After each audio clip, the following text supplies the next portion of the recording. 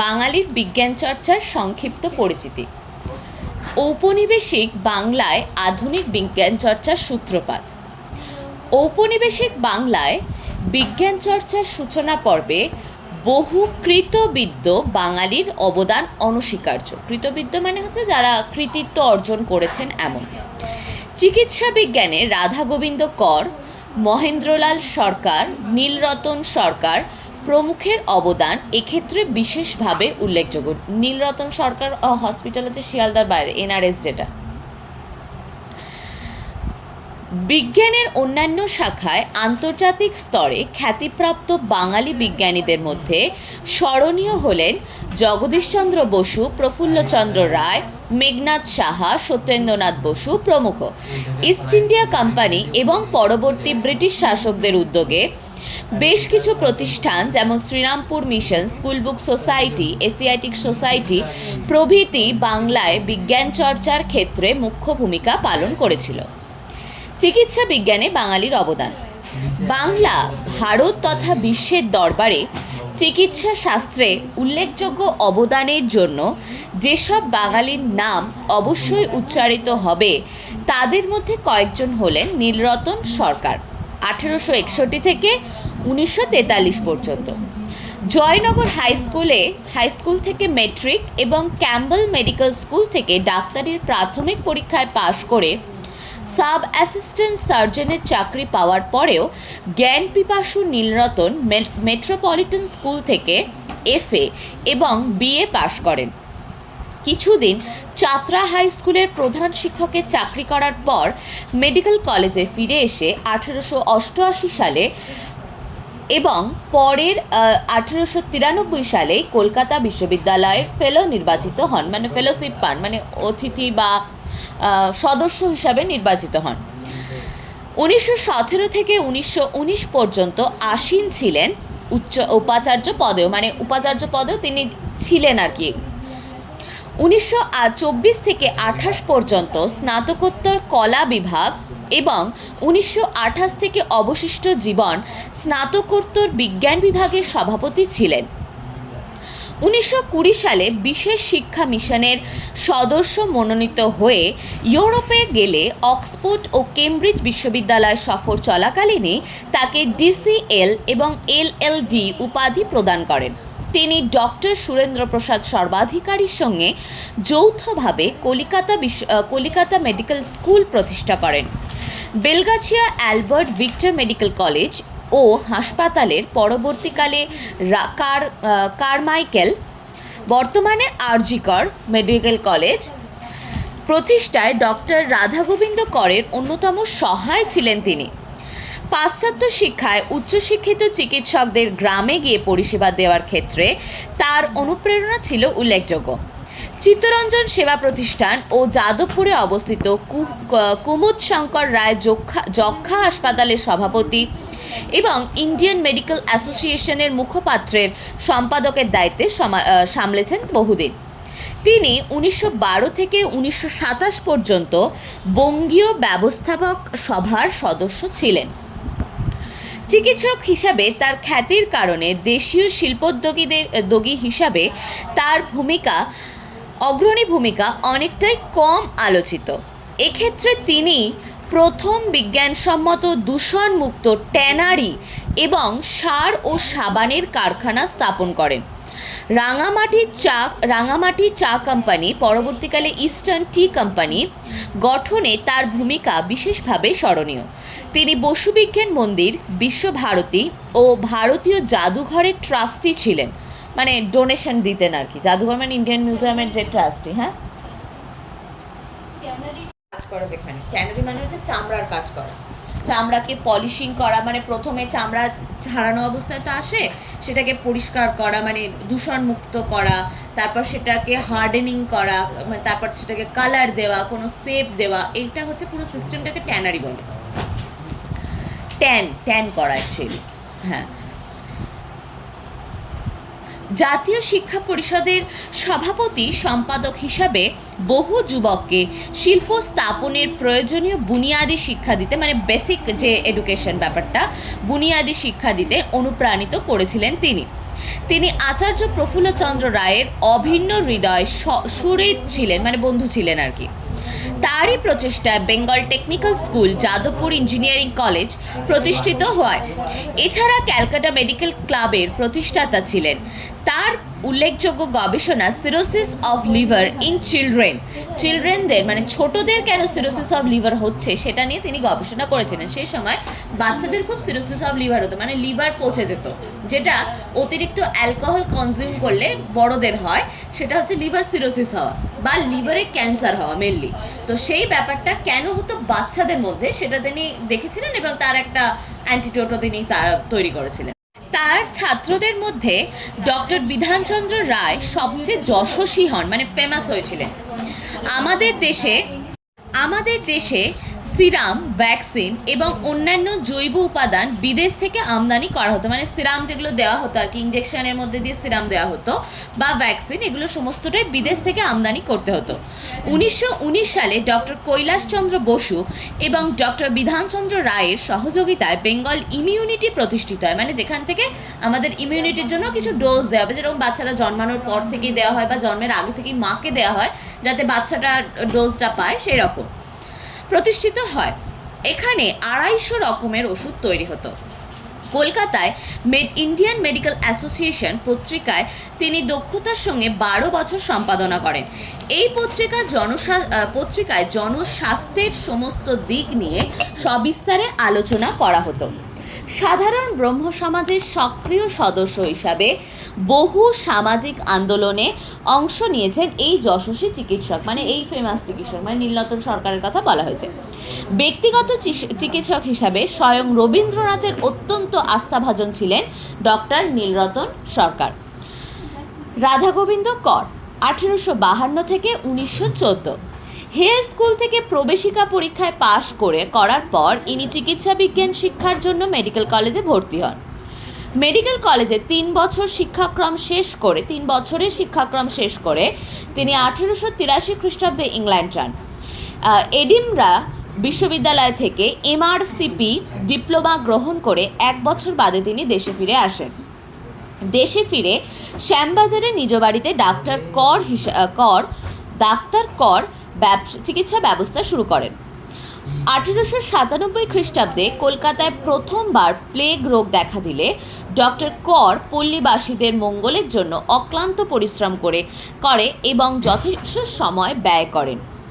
প্রফুল্লচন্দ্র রায়কে তার জাতীয় প্রতিষ্ঠান বেঙ্গল কেমিক্যালে প্রস্তুত ওষুধ বাজারে চালু করার ব্যাপারে ডক্টর অমূল্যচরণ বসু এবং ডাক্তার রাধাগোবিন্দ কর সর্বতোভাবে সাহায্য করেন। পিতা দুর্গাদাস কর এবং আচার্য প্রফুল্লচন্দ্র প্রমুখ বন্ধুর অনুপ্রেরণায় দেশীয় ভাষায় চিকিৎসাশাস্ত্র অধ্যয়ন ও অধ্যাপনার সড়ক নির্মাণই ছিল তার প্রধান স্বপ্ন ও জীবনের অন্যতম লক্ষ্য। বেলগাছিয়া অ্যালবার্ট ভিক্টর কলেজ ও হাসপাতাল প্রতিষ্ঠার মাধ্যমে তার এই স্বপ্ন বাস্তবায়িত হয়। তার মৃত্যুর পর এই কলেজের নাম হয় RG কর মেডিকেল কলেজ।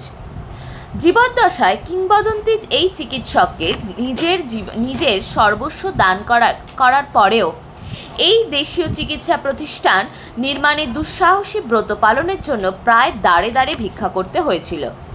বিদ্যাসাগরের মতো মানুষও তাকে এত বড় ঝুঁকি না নিয়ে সরকারি দাক্ষিণ্য আদায়ের পরামর্শ দিয়েছিলেন। তিনি তার বসত বাটিতে একটি দাতব্য চিকিৎসালয় প্রতিষ্ঠার জন্য যথাসাধ্য দান করে গিয়েছিলেন। দাতব্য মানে হচ্ছে দান, মানে দান করা হবে এমন, মানে বিনা পয়সায় যে চিকিৎসাগুলো হবে সেটা হচ্ছে দাতব্য চিকিৎসালয়। মাতৃভাষায় চিকিৎসা বিজ্ঞানের চর্চা ছিল রাধাগোবিন্দ করের একান্ত স্বপ্ন। মেডিকেল স্কুল ও কলেজ প্রতিষ্ঠার পাশাপাশি অবসর সময় একের পর এক বাংলা ভাষায় চিকিৎসা বিজ্ঞানের বিভিন্ন বিষয়ে পুস্তক প্রণয়ন করেছেন। তার লেখা একটি বইয়ের ভূমিকায় তিনি লিখেছেন, বাল্যকাল হইতেই আমার বিশ্বাস বদ্ধমূল হইয়াছে যে দেশে শিক্ষা বিস্তার করিতে হইলে মাতৃভাষার আশ্রয় লওয়া ভিন্ন উপায় নাই।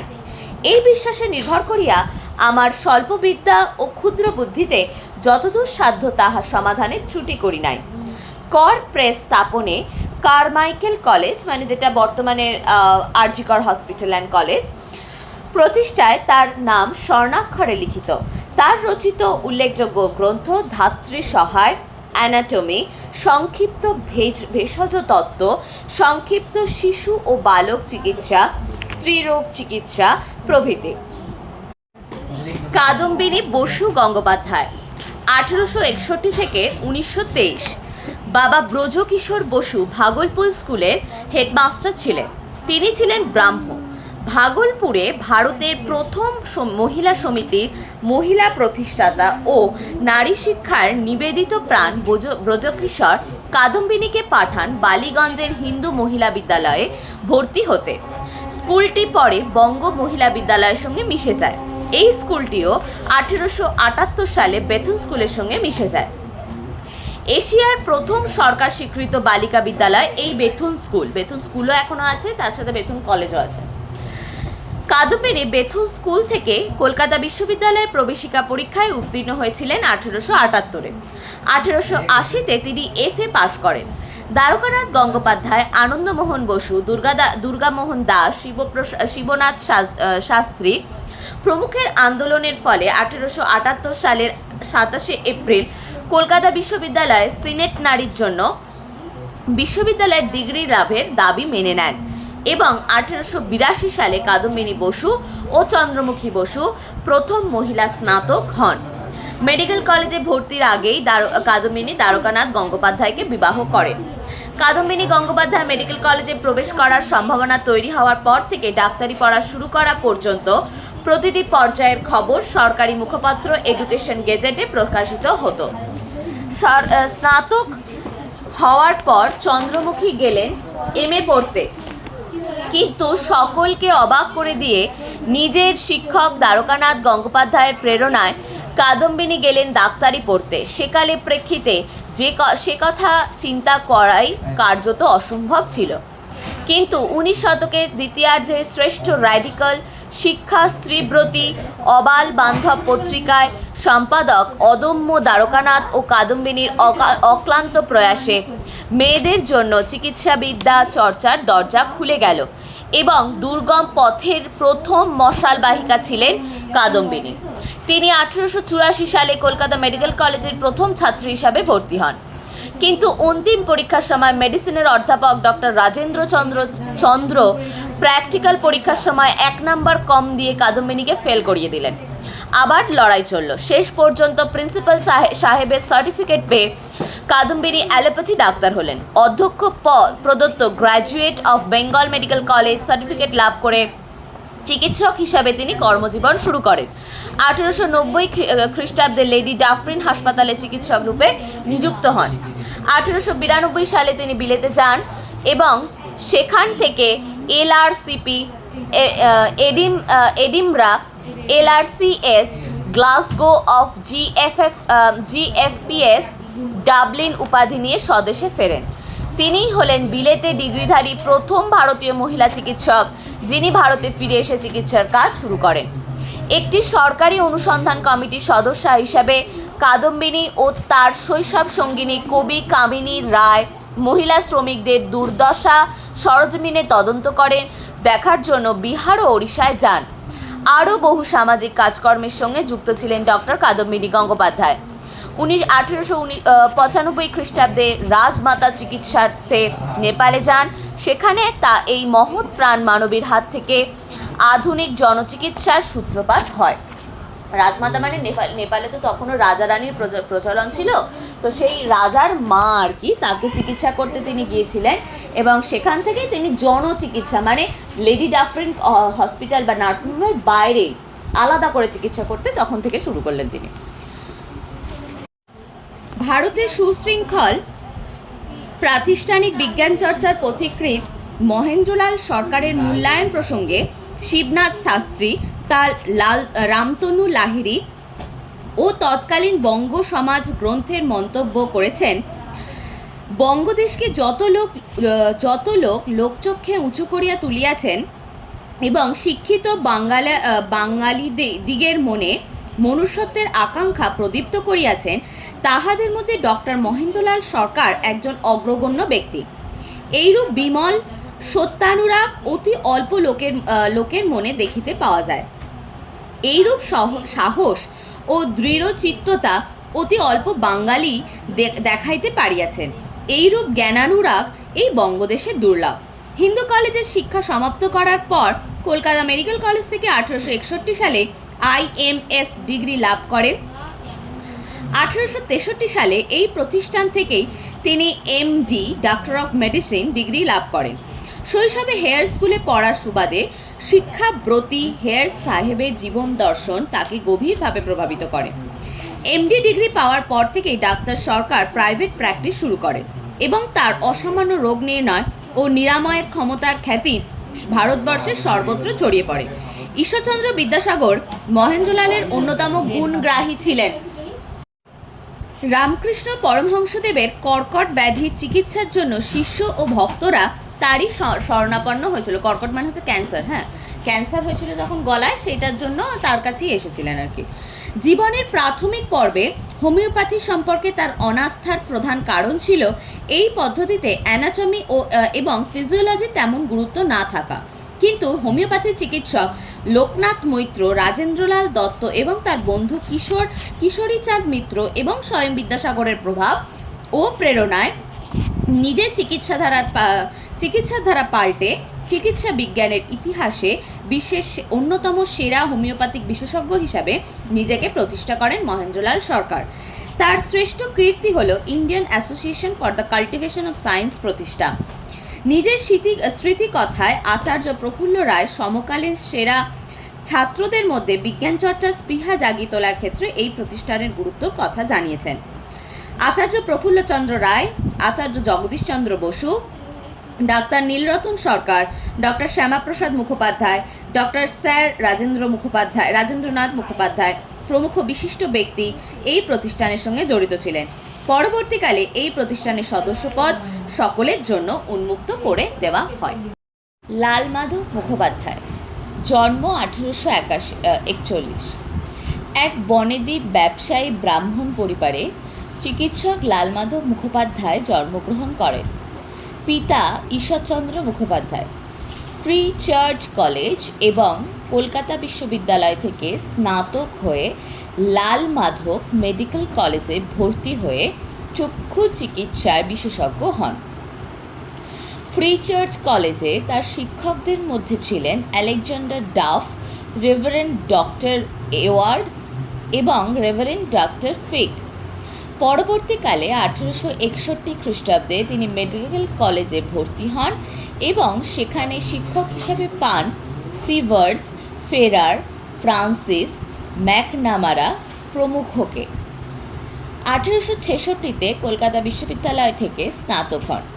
1866 সালে দুর্ভিক্ষপীড়িত উড়িষ্যার আর্ত মানুষের চিকিৎসার জন্য চিতপুর ও শিয়ালদহে যে ফেমিন হসপিটালগুলি অস্থায়ীভাবে চালু করা হয়, সেখানে লালমাধবের আর্ত সেবার ঐকান্তিক প্রয়াস স্বাস্থ্য বিভাগের পদস্থ অধিকারীদের মুগ্ধ করে। এরই পুরস্কার স্বরূপ তিনি কলকাতা চক্ষু চিকিৎসালয়ের প্রধান নিযুক্ত হন এবং ক্যাম্বেল মেডিকেল স্কুলের, বর্তমানে NRS হসপিটাল, চক্ষু বিভাগের শিক্ষকের পদ লাভ করেন। জয়পুরের মহারাজার চোখের সফল অপারেশনের পর শল্যবিদ হিসাবে তার খ্যাতি ছড়িয়ে পড়ে। তিনি ক্যালকাটা মেডিকেল অ্যাসোসিয়েশনের, পরবর্তীকালে দ্য ইন্ডিয়ান মেডিকেল অ্যাসোসিয়েশন এর প্রতিষ্ঠাতা সভাপতি হিসাবে স্মরণীয়। পরবর্তীকালে কলকাতা বিশ্ববিদ্যালয় সহ ভারতবর্ষের প্রায় সমস্ত শীর্ষস্থানীয় শিক্ষা ও গবেষণা প্রতিষ্ঠানের সাম্মানিক সদস্য পদ তাকে দেওয়া হয়। ব্রিটিশ সরকার তাকে রায় বাহাদুর উপাধিতেও সম্মানিত করেন।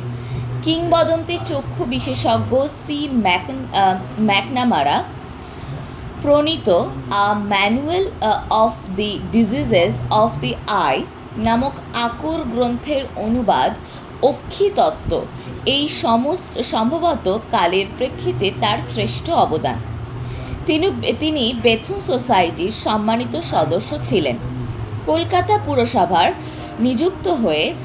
নিযুক্ত হয়ে তিনি স্বাস্থ্য সংস্কার হিসাবে প্রভূত কাজের সঙ্গে যুক্ত ছিলেন। বনবিহারী মুখোপাধ্যায় 1885 থেকে 1965 খ্রিস্টাব্দ। চিকিৎসা বিজ্ঞান ও শিল্প সাহিত্য এই দুই জগতের মধ্যে অনায়াস পদচারণায় সক্ষম এক বিচিত্র চরিত্র বনবিহারী মুখোপাধ্যায়।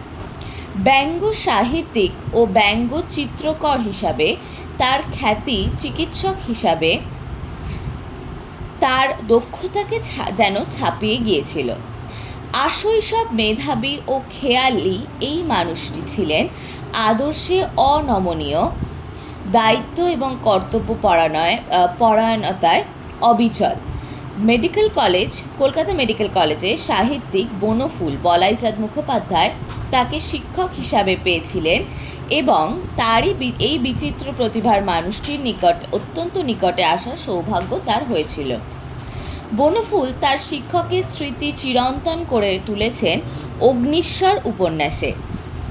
এই উপন্যাস অবলম্বনে বনফুলের ভাই অরবিন্দ মুখোপাধ্যায়ের সৃজিত চলচ্চিত্রটিও অত্যন্ত জনপ্রিয়। উপন্যাসটিতে দৃঢ়চেতা যে চিকিৎসকের ছবি পাওয়া যায় তা সাধারণভাবে অভাবনীয় মনে হলেও অতিরঞ্জিত নয়। বনবিহারী ছিলেন এমনই এক অবিশ্বাস্য চরিত্রের মানুষ। চিকিৎসা শাস্ত্রের পাশাপাশি সংস্কৃত কলেজ থেকে কাব্যতীর্থ উপাধি লাভ করেন বনবিহারী। সংস্কৃতে উদ্ভট শ্লোক রচনায় তিনি অত্যন্ত দক্ষ ছিলেন। উদ্ভট মানে খারাপ নয়, মানে উদ্ভট রসের আর কি, সেই রসের শ্লোক রচনায় অধিকার ছিল। দর্শনে, নক্ষত্র বিজ্ঞানে, পক্ষী তত্ত্বে, শনিবারের চিঠি, বঙ্গবাণী, মাসিক বসুমতী, ভারতবর্ষ প্রভৃতি পত্রিকায় প্রকাশিত তার লেখা ব্যঙ্গ কবিতা এবং কার্টুন সাহিত্য রসপিপাসু পাঠক মাত্রেরই প্রিয় ছিল। তাকে কেন্দ্র করে বেপরোয়া নামে একটি গোষ্ঠী গড়ে ওঠে। 1923 সালে বিষ্ণুচরণ ভট্টাচার্যের সম্পাদনায় ওই নামে একটি পত্রিকাও প্রকাশিত হয়। নরকের কীট, দশচক্র, যোগ ভ্রষ্ট সিরিজের পেয়ালা প্রভৃতি রচনায় তার সাহিত্য প্রতিভা ও সতর্ক সমাজ চেতনার ছাপ স্পষ্ট। জীবনের শেষ পর্বে কলকাতার ডাক্তারি চাকরি থেকে স্বেচ্ছাবসর নিয়ে চলে যান ভাগলপুরে। শিল্পী বিনোদ বিহারী মুখোপাধ্যায় তার কনিষ্ঠ ভ্রাতা। স্যার উপেন্দ্রনাথ ব্রহ্মচারী 1873 থেকে 1946। স্যার উপেন্দ্রনাথ ব্রহ্মচারীর জন্ম জামালপুরে। Eastern railway boys high school থেকে তিনি তার প্রাথমিক শিক্ষাজীবন শেষ করেন। এরপর 1893 সালে হুগলি মহসিন কলেজ থেকে গণিত ও রসায়নে স্নাতক ডিগ্রি লাভ করেন।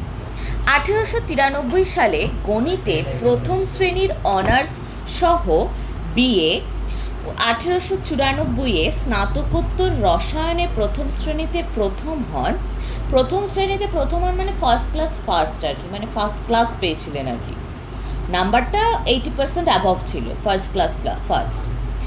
1898 সালে মেডিসিন ও সার্জারিতে প্রথম শ্রেণীতে প্রথম হয়ে গুডিভ ও ম্যাকলাউড স্বর্ণপদে সম্মানিত হন।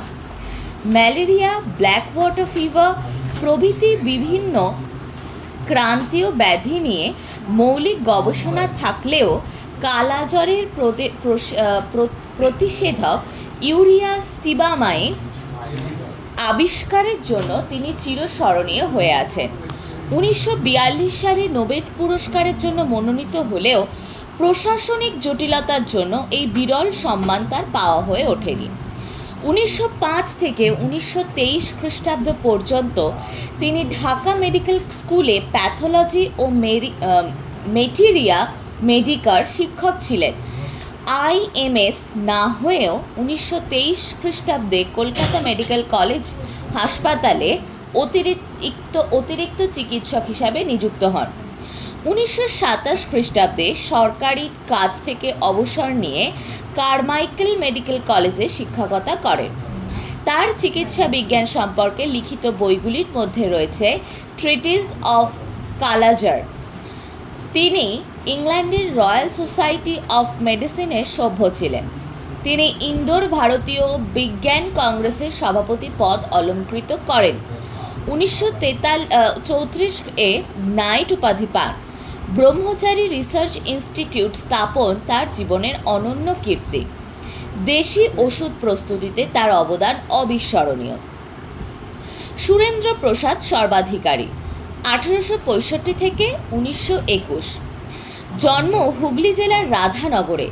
সুরেশ প্রসাদ 1889 সালে মেডিসিন ও সার্জারিতে অনার্স সহ MBBS এবং 1891 সালে MBD ডিগ্রি লাভ করেন।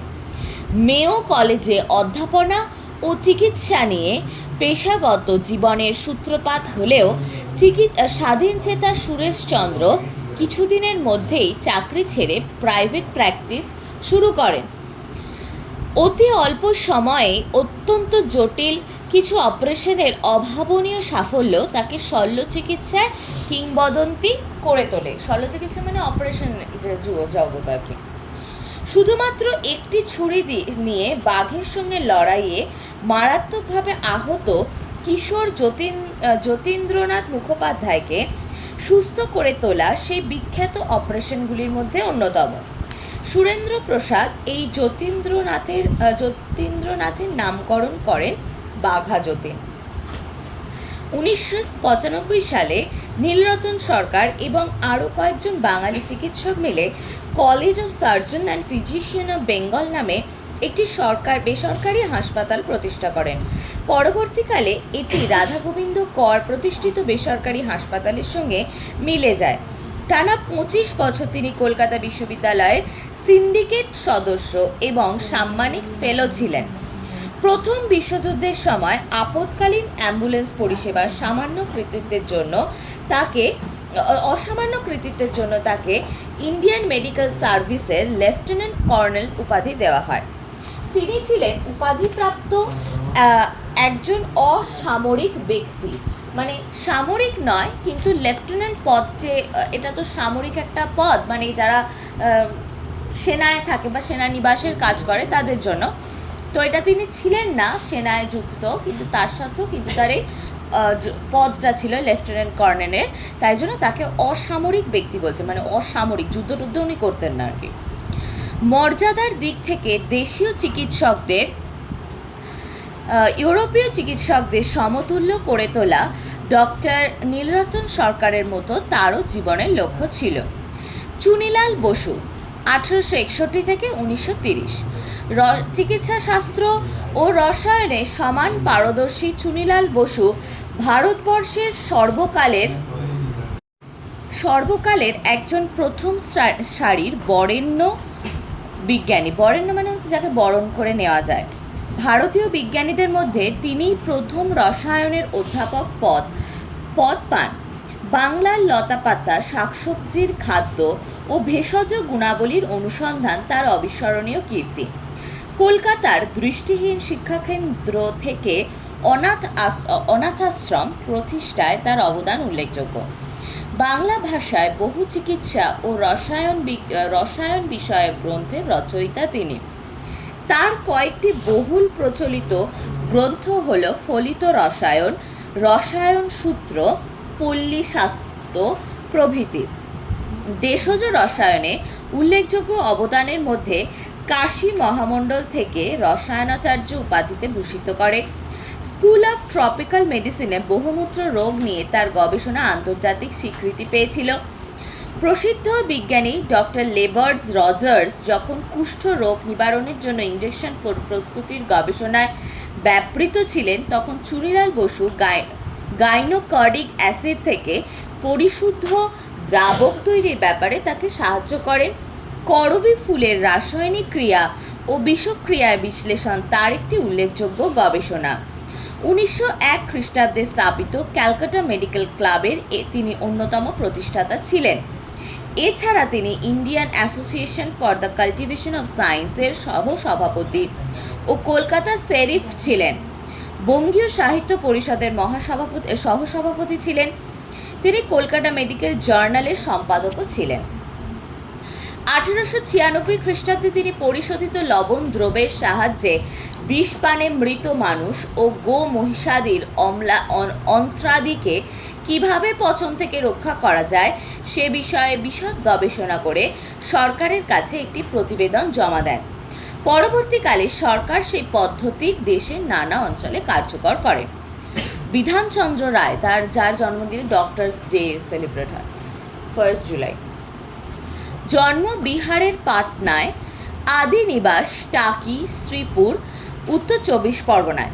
মাত্র 5 বছর বয়সে মায়ের মৃত্যুর পর তার পিতার তত্ত্বাবধানে মহত্তর মানব সেবার আদর্শেই বিধানচন্দ্রের জীবনের ভিত্তি প্রস্তুত হয়। বিধানচন্দ্র কলকাতা মেডিকেল কলেজ থেকে 1906 সালে LMS ও MBA পাশ করেন এবং 1908 সালে ডিগ্রি লাভ করেন। উচ্চশিক্ষার্থে 1909 সালে বিলেত গিয়ে মাত্র 2 বছরের মধ্যে MRCP লন্ডন এবং FRCS পরীক্ষায় সসম্মানে উত্তীর্ণ হয়ে দেশে ফিরে আসেন। ছাত্র হিসাবে তার কৃতিত্বের দৃষ্টান্তই পরবর্তীকালে লন্ডনের বার্থেলোমেউ কলেজের মতো শ্রেষ্ঠ প্রতিষ্ঠানে ভারতীয় ছাত্রদের অধ্যয়নের দরজা খুলে দেয়। দেশে ফেরার পর তিনি 1911 সালে জাতীয়তাবাদী আদর্শের অনুপ্রেরণায় রাধা গোবিন্দ কর প্রতিষ্ঠিত ক্যালকাটা মেডিকেল কলেজের শিক্ষকের দায়িত্ব নেন। তখন এই প্রতিষ্ঠানের নাম পরিবর্তিত হয়ে ক্যাম্বেল মেডিকেল স্কুল রাখা হয়েছিল। 1918 খ্রিস্টাব্দে তিনি সরকারি চাকরি ছেড়ে রায় কারমাইকেল মেডিকেল কলেজে মেডিসিন অধ্যাপকের পদ গ্রহণ করেন। 1923 খ্রিস্টাব্দে স্যার আশুতোষ ও দেশবন্ধু চিত্তরঞ্জনের নির্দেশে স্বরাজ্য পার্টির পক্ষে প্রার্থী হয়ে রাষ্ট্রগুরু সুরেন্দ্রনাথকে পরাজিত করে বঙ্গীয় ব্যবস্থাপক সভার সদস্য নির্বাচিত হন বিধানচন্দ্র। তখন থেকেই শিক্ষাকে ঔপনিবেশিক শাসনমুক্ত করার জন্য তার সংগ্রাম শুরু হয়। মহাত্মা গান্ধীর অসহযোগ আন্দোলন এক অকুতোভয় যোদ্ধা হিসেবে কারারুদ্ধ হওয়ার পর তার জাতীয়তাবাদী চেতনা আরও সংগঠিত ও তীব্র হয়ে ওঠে। 1935 খ্রিস্টাব্দে তিনি royal society of tropical medicine and hygiene এবং 1940 খ্রিস্টাব্দে আমেরিকান সোসাইটি অফ চেস্ট ফিজিশিয়ানের ফেলো নির্বাচিত হন। আচার্য প্রফুল্লচন্দ্র রায়ের পর জাতীয় শিক্ষা পরিষদের সভাপতি হয়ে যাদবপুর ইউনিভার্সিটির বিল পাশ করিয়ে শিক্ষাক্ষেত্রে এক বিপ্লব আনেন তিনি। কলকাতা পুরসভার মেয়র, কলকাতা বিশ্ববিদ্যালয়ের উপাচার্যের মতো গুরুত্বপূর্ণ পদের অভিজ্ঞতায় তাকে পশ্চিমবঙ্গের দ্বিতীয় মুখ্যমন্ত্রী হয়ে ওঠার জন্য প্রস্তুত করে দিয়েছিল। মুখ্যমন্ত্রী হিসাবে প্রশাসনিক এবং উন্নয়নমূলক কাজের ব্যস্ততার মধ্যেও চিকিৎসক ও শিক্ষকের দায়িত্ব পালনে কখনো অনীহা দেখা যায়নি তার মধ্যে। আইআইটি খড়গপুর এবং দামোদর ভ্যালি কর্পোরেশনের সদর দপ্তর পশ্চিমবঙ্গে স্থাপন করানোর জন্য জওহরলাল নেহরুকে রাজি করানোর কৃতিত্ব বিধানচন্দ্রের প্রাপ্য। তিনি শিলং হাইড্রো ইলেকট্রিক কোম্পানির অন্যতম ডিরেক্টর ছিলেন।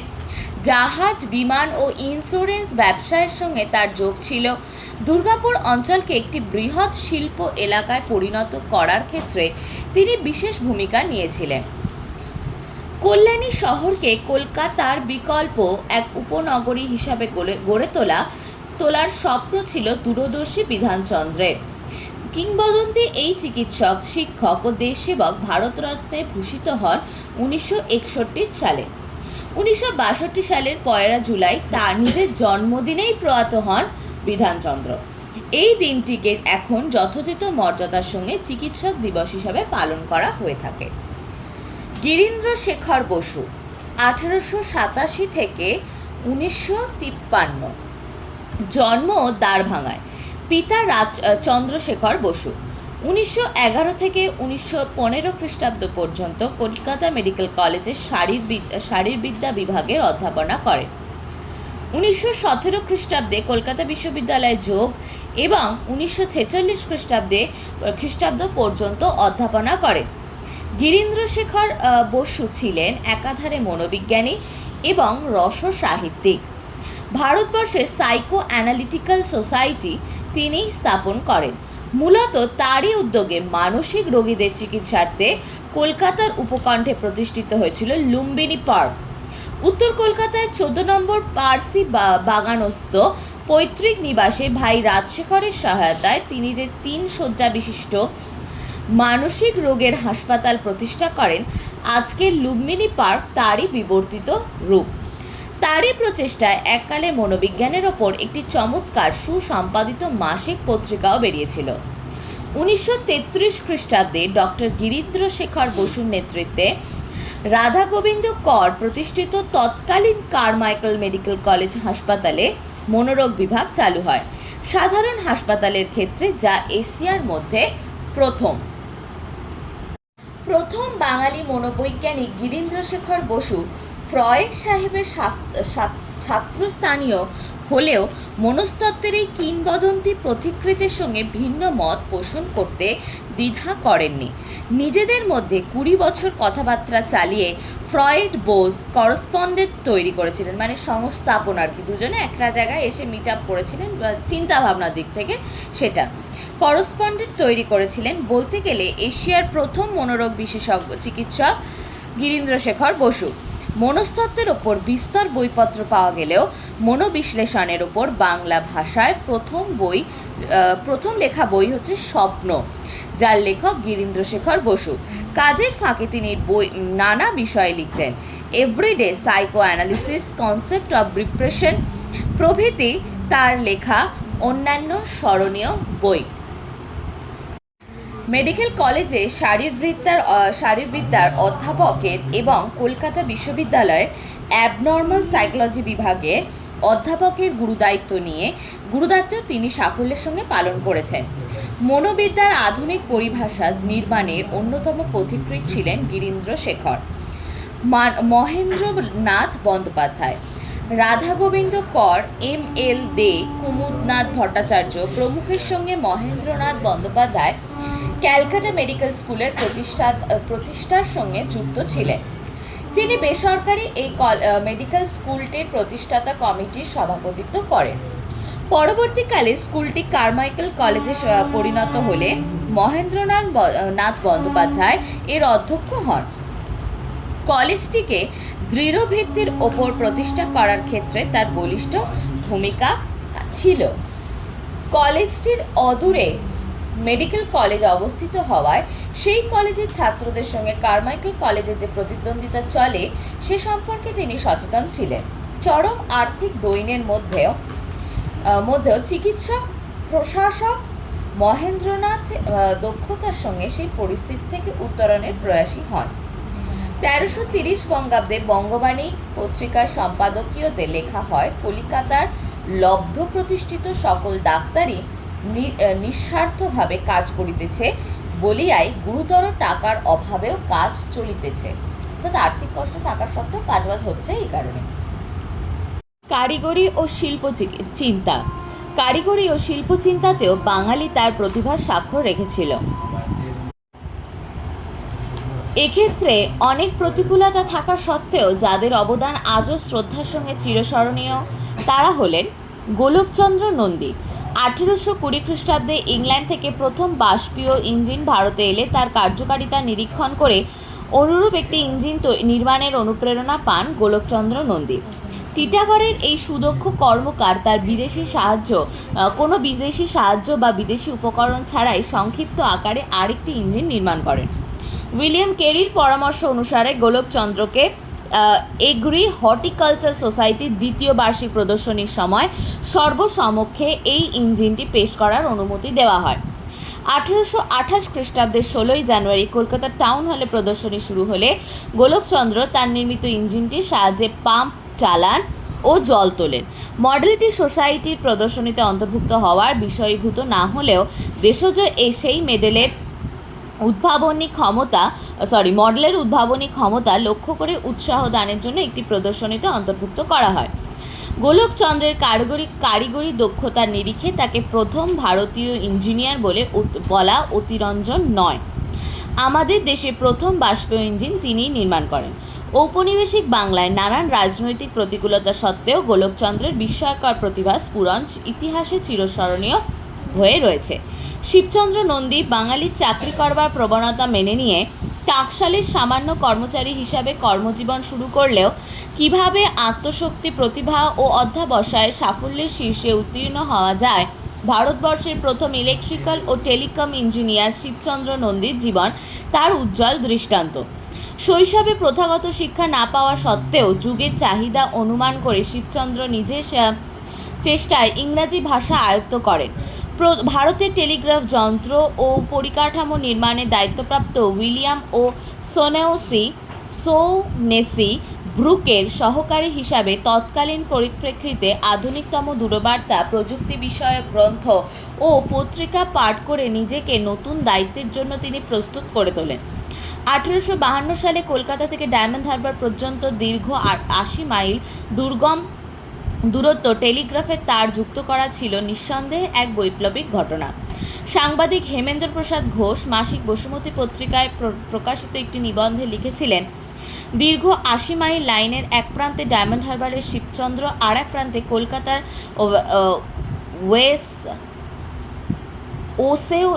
ওসেউনেসি, লর্ড ডালহৌসি ও কয়েকজন ইংরেজ রাজকর্মচারী। নির্দিষ্ট সময়ে ডায়মন্ড হারবার হইতে শিবচন্দ্র সাংকেতিক বার্তা প্রেরণ করিলেন কলিকাতায়, তাহা পাওয়া গেল। সাফল্যে অভিভূত বড়লাট লর্ড ডালহৌসি স্বয়ং সাংকেতিক ধ্বনি করিয়া সফল সাধন শিবচন্দ্রকে অভিনন্দিত করলেন। সে দিনটি স্মরণীয়, কিন্তু তাহা কবে জানা যায় নাই। শতবর্ষ পরে টেলিগ্রাফ বিভাগ কলকাতা হইতে ডায়মন্ড হারবারের পথে মৃত্তিকা খনন করিয়া শিবচন্দ্রের প্রতিষ্ঠিত সেই লাইনের সন্ধান পাইয়াছে। ব্রিটিশ সরকার শিবচন্দ্রকে ইন্সপেক্টর ইনচার্জ করে নিযুক্ত করেন এবং পরবর্তীকালে রায়বাহাদুর উপাধি দেন। প্লেগ রোগে আকস্মিক মৃত্যুর আগে পর্যন্ত টেলিগ্রাফ বিষয়ে মৌলিক উদ্ভাবনে নিজেকে ব্যাপৃত রেখেছিলেন তিনি। ধাতব পাইপের বদলে তালগাছের গুঁড়ি ব্যবহার করে কিভাবে স্বল্প ব্যয়ে গ্রামাঞ্চলে টেলিগ্রাফের সুবিধা পৌঁছে দেওয়া সম্ভব হয় সে বিষয়েও রেখাচিত্র সহ বিস্তারিত পরিকল্পনা সরকারে পেশ করেছিলেন এই দেশদরদী ইঞ্জিনিয়ার। ইনসুলেটর হিসাবে বটের আঠা ব্যবহার করার পরামর্শ বিলিতি ইঞ্জিনিয়ারদের মুগ্ধ করেছিল। বড়বাজারের শিবুনন্দীর গলি নামে একটি সংকীর্ণ রাস্তা ছাড়া বর্তমানে যোগাযোগ ব্যবস্থার প্রতিকৃতির আর কোনো স্মৃতিচিহ্ন চোখে পড়ে না। স্বদেশী আন্দোলন ও বিদেশি শিল্প।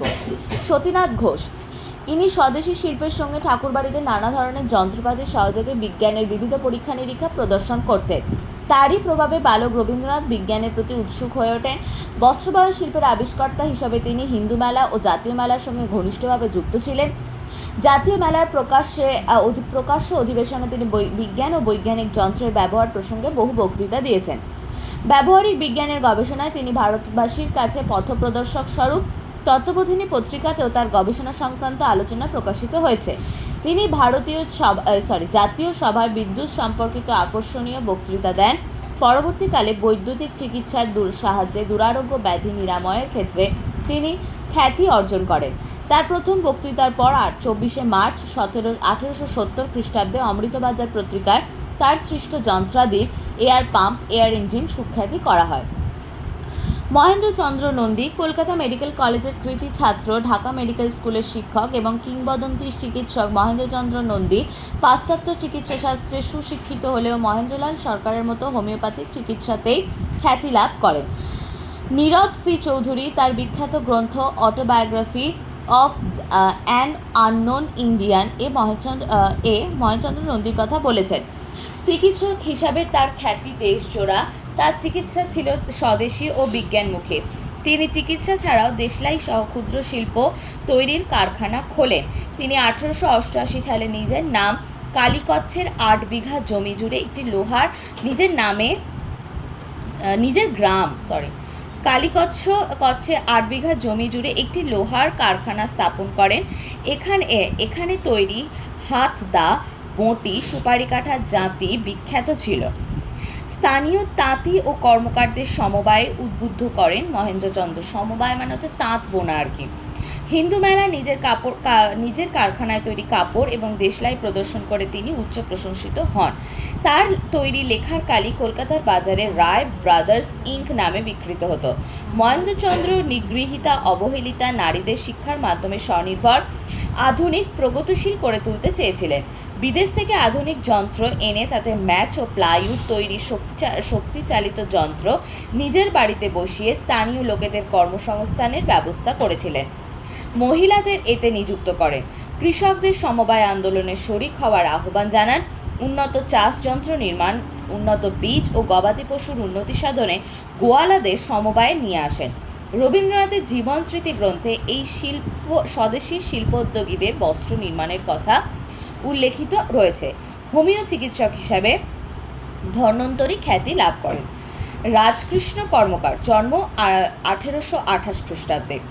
পিতার পক্ষে প্রথাগত শিক্ষা অর্জনের ব্যয় বহন অসম্ভব হওয়ায় শৈশব থেকে রাজকৃষ্ণকে ছোটোখাটো বিভিন্ন কারখানায় কাজ করতে যেতে হয় এবং এইভাবেই তিনি বিভিন্ন যন্ত্রের কাজ হাতে কলমে করার দক্ষতা অর্জন করেন। মাত্র 17 বছর বয়সে শিবপুরে আপকার কোম্পানিতে জাহাজ, রেলওয়ে, বয়লার, সেতুর কলকবজা মেরামতের কাজ অতি দ্রুত শিখে তিনি কর্তৃপক্ষদের দৃষ্টি আকর্ষণ করেন এবং তাকে অনুবীক্ষণ, জরিপ ও অন্যান্য গাণিতিক পরিমাপের যন্ত্র ইত্যাদি সূক্ষ্মতর কাজের দায়িত্ব দেওয়া হয়। পলতার জলকল, ঘুষুরির চটকল, বালির কাগজ কল ইত্যাদির পাশাপাশি তাকে কাশীপুরের গোলা বারুদ ও বন্দুক তৈরির কারখানা এবং ট্যাক্সালে মুদ্রা তৈরির কাজে অর্থ সংগ্রহের সুযোগ দেওয়া হয়। অল্প বয়সে বিপুল অভিজ্ঞতা সঞ্চয় করে রাজকৃষ্ণ সিমলা পাহাড়ের কাছে কসৌলিতে 6 অশ্বশক্তি সম্পন্ন বাষ্পীয় বয়রা স্থাপন করে একযোগে 3টি বেকারি চালানোর পরিষেবা ও পরিকাঠামো তৈরি করেন। এরপর ডাক আসে নেপালের রাজদরবার থেকে 1869 সালে। 5 সহকারীকে নিয়ে নেপাল গিয়ে রাজকৃষ্ণ নেপাল টাকশাল ও গোলাবারুদ তৈরির কারখানায় বিস্ময়কর উন্নতি সাধন করে। কাবুলের আমিরের কাছে সেখানে রেললাইন পাতার কাজ করে তিনি পুনরায় নেপালে ফিরে আসেন। তার বাকি জীবন অতিবাহিত হয় বৈদ্যুতিক আলো এবং রাইফেল নির্মাণের প্রচলিত পদ্ধতির আধুনিকীকরণের কাজে। শোনা যায় তিনি উন্নত মানের দেশি পিস্তল, এমনকি মেশিন গান জাতীয় একটি আগ্নেয়াস্ত্র নির্মাণের কাজে বহুদূর অগ্রসর হয়েছিলেন। কাশিদাস শীল কলকাতা শহরে বিজলিবাতির প্রধান নির্মাণ সংস্থা ছিল 36 ওয়েলিংটন স্ট্রিটের দে অ্যান্ড সিল কোম্পানি। 1880 সাল থেকে কলকাতা সভা সমিতি, বিভিন্ন সরকারি সৌধ এবং শহরের রাস্তার নানা ধরনের আলো লাগানোর একচেটিয়া কারবার ছিল এই কোম্পানির। 1890 সালে এই কোম্পানির মালিক কালিদাস ব্যালেন্সড ও বৈদ্যুতিক পাখা তৈরির স্বয়ংক্রিয় মোটরের পেমেন্ট নেন। বিজলিবাতি তৈরিতে কালিদাস শীল ছিলেন এক অনন্য সাধারণ কারিগর। কার্বন আর্ক ল্যাম্পের থেকে নিঃসৃত বিকট শব্দের থেকে সকলকে তিনি মুক্তি দিয়ে এক নতুন ধরনের ইলেকট্রিক আলো শোভাযাত্রায় ব্যবহার করেন। মানে এই কার্বন আর্ক ল্যাম্পটা এমন রকমের একটা আলো ছিল যে আলোটা জ্বললে একটু শব্দ হতো, মানে শোভাযাত্রায় ব্যবহৃত আলো আর কি, বড় বড় যে আলোগুলো, সেই আলোগুলো থেকে বিকট শব্দ হতো। এখন যে প্রসেসনের আলোতে তো শব্দ হয় না, তার ওইটা তিনি প্রসেস করতে করতে এসেছিলেন। দীপ্তি ও চমৎকারিত্বের দিক থেকে যা ছিল অভূতপূর্ব। 1500 ক্যান্ডেল ও উজ্জ্বলের আলো তৈরি করে নজরে আসেন উদীয়মান ও প্রতিশ্রুতিমান তরুণ কালিদাস শীল। দে সিল অ্যান্ড কোম্পানি যে নানান ধরনের বৈদ্যুতিক সাজ সরঞ্জাম প্রদর্শন করত, তার মধ্যে ছিল মোটরে চলা সেলাই কল, টেবিল ফ্যান প্রভৃতি। তার সৃষ্টি প্রতিভায় চমৎকৃত হয়ে লর্ড ডাফরিন পর্যন্ত তাকে অভিনন্দন জানান। ট্রেকার্স ক্যালকাটা ডিরেক্টরি 1912-তে প্রতিষ্ঠানটির নাম লক্ষ্য করা যায়। সেটি অবস্থিত ছিল সাগরধর লেনে কালিদাস শীলের বাড়িতে। নীলমণি মিত্র কলকাতায় সুপ্রাচীন ব্যবসায়ী পরিবারের সন্তান নীলমণি মিত্র রুড়কি ইঞ্জিনিয়ারিং কলেজে, যেটা রুড়কি আইআইটি আর কি, ইঞ্জিনিয়ারিং কলেজে প্রথম দেশীয় ছাত্র হিসাবে ছাত্র জীবন অতিবাহিত করেন। দেশীয় বাস্তুবিদ হিসাবে তার কর্মদক্ষতা ও দূরদৃষ্টির প্রথম পরিচয় পাওয়া যায়। গঙ্গার খাল নির্মাণের পরিকল্পনা কার্যকর করার সময় মূলত এই কাজের সাফল্যের সূত্রেই তিনি তৎকালীন কলকাতা প্রেসিডেন্সি বিভাগের সহকারী বাস্তুবিদ এবং 1828 সালের প্রধান সরকারি বাস্তুবিদের পদে উন্নীত হন। স্বাধীনচেতা নীলমণির সঙ্গে অনতি বিলম্বেই ব্রিটিশ প্রভুবর্গের দ্বন্দ্ব শুরু হয় এবং তিনি সরকারি চাকরি ছেড়ে সাধারণভাবে পেশাগত জীবন শুরু করার চরম ঝুঁকি নেন। তিনি বাগবাজারে নন্দলাল বসুর বাড়ি, যতীন্দ্র মোহন ঠাকুরের প্রাসাদ এবং এমারেন্ট টাওয়ারের মতো ইমারতের কাজ সুসম্পন্ন করেন। স্বদেশব্রতী নীলমণি অর্থের মোহ পরিত্যাগ করে সাধারণ ব্রাহ্ম সমাজের নিজস্ব প্রার্থনা গৃহ প্রভৃতি তৈরি করেন। মহেন্দ্রলাল সরকারের কাল্টিভেশন অফ সায়েন্সের মূল ভবন তিনি শুধু বিনা পারিশ্রমিকে গড়ে দেননি, শতপ্রবৃত্ত হয়ে তিনি প্রতিষ্ঠানে 1000 টাকা চাঁদাও দিয়েছিলেন। মানে 1000 টাকা মানে সেই সময় অনেক টাকা। মেধাজীবী বাঙালির অর্থনৈতিক প্রতিষ্ঠা সুবর্ণ যুগে বিহারের মধুপুরকে স্বাস্থ্যকর জল হওয়ার কারণে বাঙালির বিকল্প বাসস্থান হিসাবে গড়ে তোলার বিশাল পরিকল্পনার রূপায়ণে স্বপ্ন প্রথম দেখেন নীলমণি মিত্রই। ভারতবর্ষে যথোপযুক্ত আয়করের দাবি দেওয়া প্রতিষ্ঠার জন্য তার উদ্যোগেই প্রথম করদাতা সমিতি প্রতিষ্ঠিত হয়। বঙ্গীয় বিজ্ঞান সভার একজন অত্যন্ত উৎসাহী সদস্য ছিলেন তিনি। রায়চৌধুরী আন্তর্জাতিক অঙ্গনে উপেন্দ্র কিশোরের পরিচিতি মূলত মুদ্রণ শিল্পে তার মৌলিক অবদানের কারণে। তার নিজস্ব ছাপাখানা ইউরে অ্যান্ড সন্সকে তিনি তার উদ্ভাবনী শক্তি দিয়ে ভারতবর্ষের অন্যতম শ্রেষ্ঠ ছাপাখানায় পরিণত করেছিলেন। এনগ্রেভিং রীতিতে রঙিন আলোকচিত্র মুদ্রণ যখন ইউরোপেও শৈশব অবস্থায়, সে সময় এনগ্রেভিং পদ্ধতিতে মুদ্রণ প্রথার দুর্বলতা মোচন আর রঙিন ও হাফ টোন ব্লক নির্মাণের ক্ষেত্রে যুগান্তকারী উন্নয়ন ঘটিয়ে তিনি পাশ্চাত্যের মুদ্রণ জগৎকে অবাক করে দিয়েছিলেন। তিনি ভারতবর্ষে হাফ টোন ব্লকের প্রবর্তন করেন এবং গবেষণার মাধ্যমে এর প্রভূত উন্নতি ঘটান। সম্পূর্ণ দেশীয় উপাদানে গবেষণা করে উপেন্দ্র কিশোর রঙিন মুদ্রণের নানান প্রকার ডায়াফ্রাম যন্ত্র, স্ক্রিন অ্যাডজাস্টার যন্ত্র, ডুয়োটাইপ ও টিন্ট প্রসেস প্রভৃতি উদ্ভাবন করেন। টিন্ট মানে হচ্ছে রং দেওয়ার প্রসেস, কিভাবে রং দিলে কালারটা ঠিকঠাক পড়বে এবং সেটা প্রিন্টিংটাও ঠিকঠাক হবে, সেটা হচ্ছে টিন্ট করা। মানে টিন্ট মানে রঙিন করা আসলে। তার কৃতিত্বের স্বীকৃতিস্বরূপ তার নাম যুক্ত করে রে স্ক্রিন অ্যাডজাস্টার ও রে টিন্ট সিস্টেম নামকরণ করা হয়। তার পরিকল্পনা অনুসরণ করে ব্রিটেনে বাণিজ্যিকভাবে স্ক্রিন অ্যাডজাস্টিং মেশিন বানানো হয়। ব্রিটেনের মুদ্রণ কলা বিষয়ক অভিজাত পত্রিকা পেনরোজ অ্যানুয়াল ভলিউম 1904 থেকে 1905 ও 1905 থেকে 1906 উপেন্দ্র কিশোরের মুদ্রণ বিষয়ক প্রবন্ধ ও তাঁর প্রতি প্রশংসাসূচক সম্পাদকীয় প্রকাশিত হয়। সুকুমার রায় 1887 থেকে 1923 বাঙালি শিশু সাহিত্যিক ও বাংলা সাহিত্যে ননসেন্সের প্রবর্তক। ননসেন্স মানে যেখানে মজার কথা থাকবে বা মজার মধ্যে দিয়ে সমাজকে একটু চেতনা দেওয়া হয়, সেগুলো হচ্ছে ননসেন্স। যেমন তার হযবরলা, যে লেখাগুলো আছে হযবরলায়, দেখবি একটার সাথে একটা কোনো মিল নেই, কি মানে প্রাণীগুলো একটু উদ্ভট, একটু অন্য রকমের, কিন্তু যে কথাগুলো আছে সেগুলো কিন্তু বাস্তবিক কথা আছে, সেই জন্য ওটাকে ননসেন্স বলা হয়। তিনি ছিলেন জনপ্রিয় শিশু সাহিত্যিক উপেন্দ্র কিশোর রায়চৌধুরীর সন্তান। তার পুত্র খ্যাতিমান চলচ্চিত্রকার সত্যজিৎ রায়। তার লেখা বই আবোল তাবোল, হযবরলা, গল্প সংকলন পাগলা দাশু এবং নাটক চলচ্চিত্র চঞ্চরী বিশ্ব সাহিত্যে সর্বযুগের সেরা। সুকুমার কলকাতা থেকে 1906 সালে রসায়ন ও পদার্থবিদ্যায় বিএসসি করার পরে 1911 সালে গুরুপ্রসন্ন ঘোষ স্কলারশিপ নিয়ে আলোকচিত্র ও মুদ্রণ প্রযুক্তির ওপর উচ্চতর শিক্ষার জন্য ইংল্যান্ডে যান এবং কালক্রমে ভারতের অগ্রগামী আলোকচিত্রী ও লিথোগ্রাফার হিসাবে আত্মপ্রকাশ করেন। লিথোগ্রাফার মানে যারা ওই প্রিন্টিং মেশিনে কাজ করেন, ব্লক নিয়ে কাজ করেন, তারা হচ্ছে লিথোগ্রাফার। হাফটোন মুদ্রণ পদ্ধতির ওপর 1912 সালে তিনি হাফটোন ফ্যাক্ট সামারাইজ রচনা করেন, যা পেনরোজ অ্যানুয়ালে প্রকাশিত হয়। এই সময় তিনি ইংল্যান্ডের রয়্যাল ফটোগ্রাফিক সোসাইটির সদস্য নিযুক্ত হন। রবীন্দ্রনাথের নোবেল প্রাপ্তির আগে ইংল্যান্ডে থাকাকালীন তিনি রবীন্দ্রনাথের গানের উপর কয়েকটি বক্তৃতা দেন।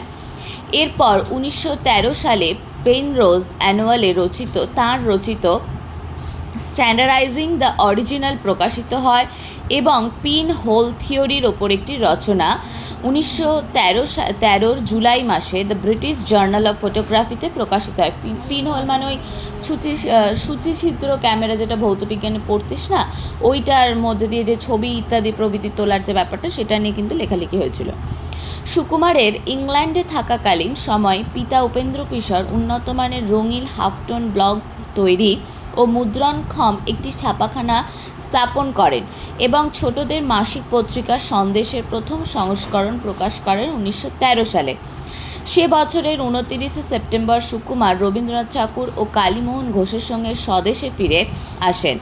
দেশে ফিরেই সুকুমার ব্রাহ্ম সমাজের সংস্কারপন্থী গোষ্ঠীর সঙ্গে যোগ দেন এবং 1941 সালের সাধারণ ব্রাহ্ম সমাজের যুগ্ম সচিব পদে নিযুক্ত হন। হেমেন্দ্র মোহন বসু এইচ বোস নামেই জনপ্রিয় এবং প্রায় কিংবদন্তি হেমেন্দ্র মোহন বসু ভারতীয় উপমহাদেশে প্রথম অবিভক্ত বাংলায় কলের গান, মোটর গাড়ি, বাইসাইকেল, টর্চ লাইট ও আচার্য জগদীশ বসুর পরামর্শে গড়ে তুলেছিলেন সুগন্ধি তেলের কারখানা এইচ বোস পারফিউম ম্যানুফ্যাকচারার্স।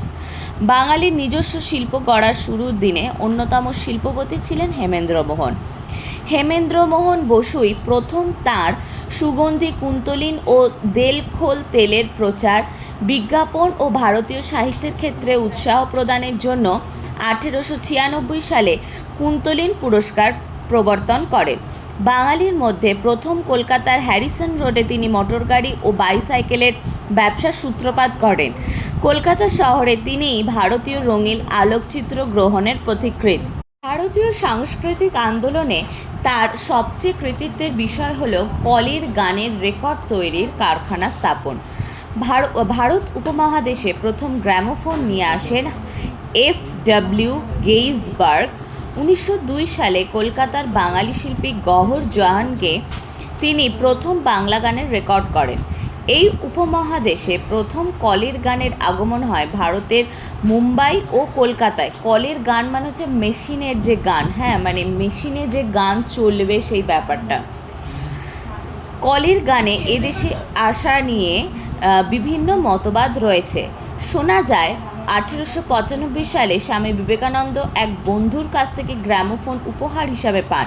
আর 1908 সালে 19 জুন কলকাতার বেলেঘাটার মার্বেল হাউস নামে একটি বাড়িতে হেমেন্দ্র মোহন দ্য টকিং মেশিন নামে একটি সিলিন্ডার রেকর্ডের কারখানা শুরু করেন। সেখানে বিভিন্ন গান, গীত, নাটক ও কৌতুক রেকর্ড করা হতো। ডিস্ক রেকর্ড বাজারে আসার পর সিলিন্ডারের চাহিদা কমে গেলে অদম্য হেমেন্দ্র মোহন প্যাথে কোম্পানির সঙ্গে চুক্তি করে প্যাথে এইচ বোস রেকর্ড লেবেল যুক্ত গ্রামোফোন রেকর্ড তৈরি করেন। এটি সম্ভবত ভারতে বর্ষে কোনো বিদেশি কোম্পানির সঙ্গে যৌথ কারবার বা ফ্র্যাঞ্চাইজের দৃষ্টান্ত। রবীন্দ্রনাথের যে কণ্ঠস্বরের নমুনাগুলি সংরক্ষণ করা সম্ভব হয়েছে তার অনেকগুলির কৃতিত্ব এই শিল্পোদ্যোগী স্বপ্নদ্রষ্টার। রবীন্দ্রনাথের নিজের গান কোথাও মোটামুটি নেই, এই হেমেন্দ্র মোহন বাবুই করেছিলেন, তাতেই কয়েকটা আছে। ভীষণ খুব একটা ভালো গান তিনি গাইতেন না, মানে সুর হিসাবে গলায় খেলতো না আর কি, যেরকমভাবে ওনার গায়করা যেভাবে গায় সেটা শুনে অতটা ভালো লাগবে না ওনারটা। সত্যজিৎ রায় জীবনী গ্রন্থে লিখেছেন যে এইচ বোস কোম্পানির কলের গান শুনে আর তার তোলা ছবি অটোক্রম স্লাইড থেকেই পরবর্তীকালে চলচ্চিত্র নির্মাণের প্রেরণা লাভ করেন। রসিকলাল দত্ত কলকাতা মেডিকেল কলেজের কৃতী ছাত্র। ডিপ্লোমা লাভ করার পর এমডির শেষ পরীক্ষা দেওয়ার আগেই হাওড়ায় প্রাইভেট প্র্যাকটিস শুরু করেন। কুলি জাহাজে চিকিৎসকের কাজ নিয়ে পাড়ি দেন শুধু ত্রিনিদাদে। তারপর বিলেতের এবারডিন বিশ্ববিদ্যালয় থেকে এমডি ডিগ্রি নিয়ে ইন্ডিয়ান মেডিকেল সার্ভিসে যোগ দেন। ডাক্তারি পেশায় ঈর্ষণীয় সাফল্যের পাশাপাশি অতন্দ্র ছিলেন মৌলিক গবেষণার কাজে। ক্লোরোপিক্রিন নামে একটি যৌগ প্রস্তুত করার এক নতুন প্রক্রিয়া তিনি উদ্ভাবন করেন। রাসায়নিক প্রস্তুতির ক্ষেত্রে পারদর্শিতার কারণে কলকাতা বিশ্ববিদ্যালয় তাকে প্রথম ডিএসসি ডক্টর অফ সায়েন্সেস উপাধি প্রদান করেন। কেশবচন্দ্র সেনের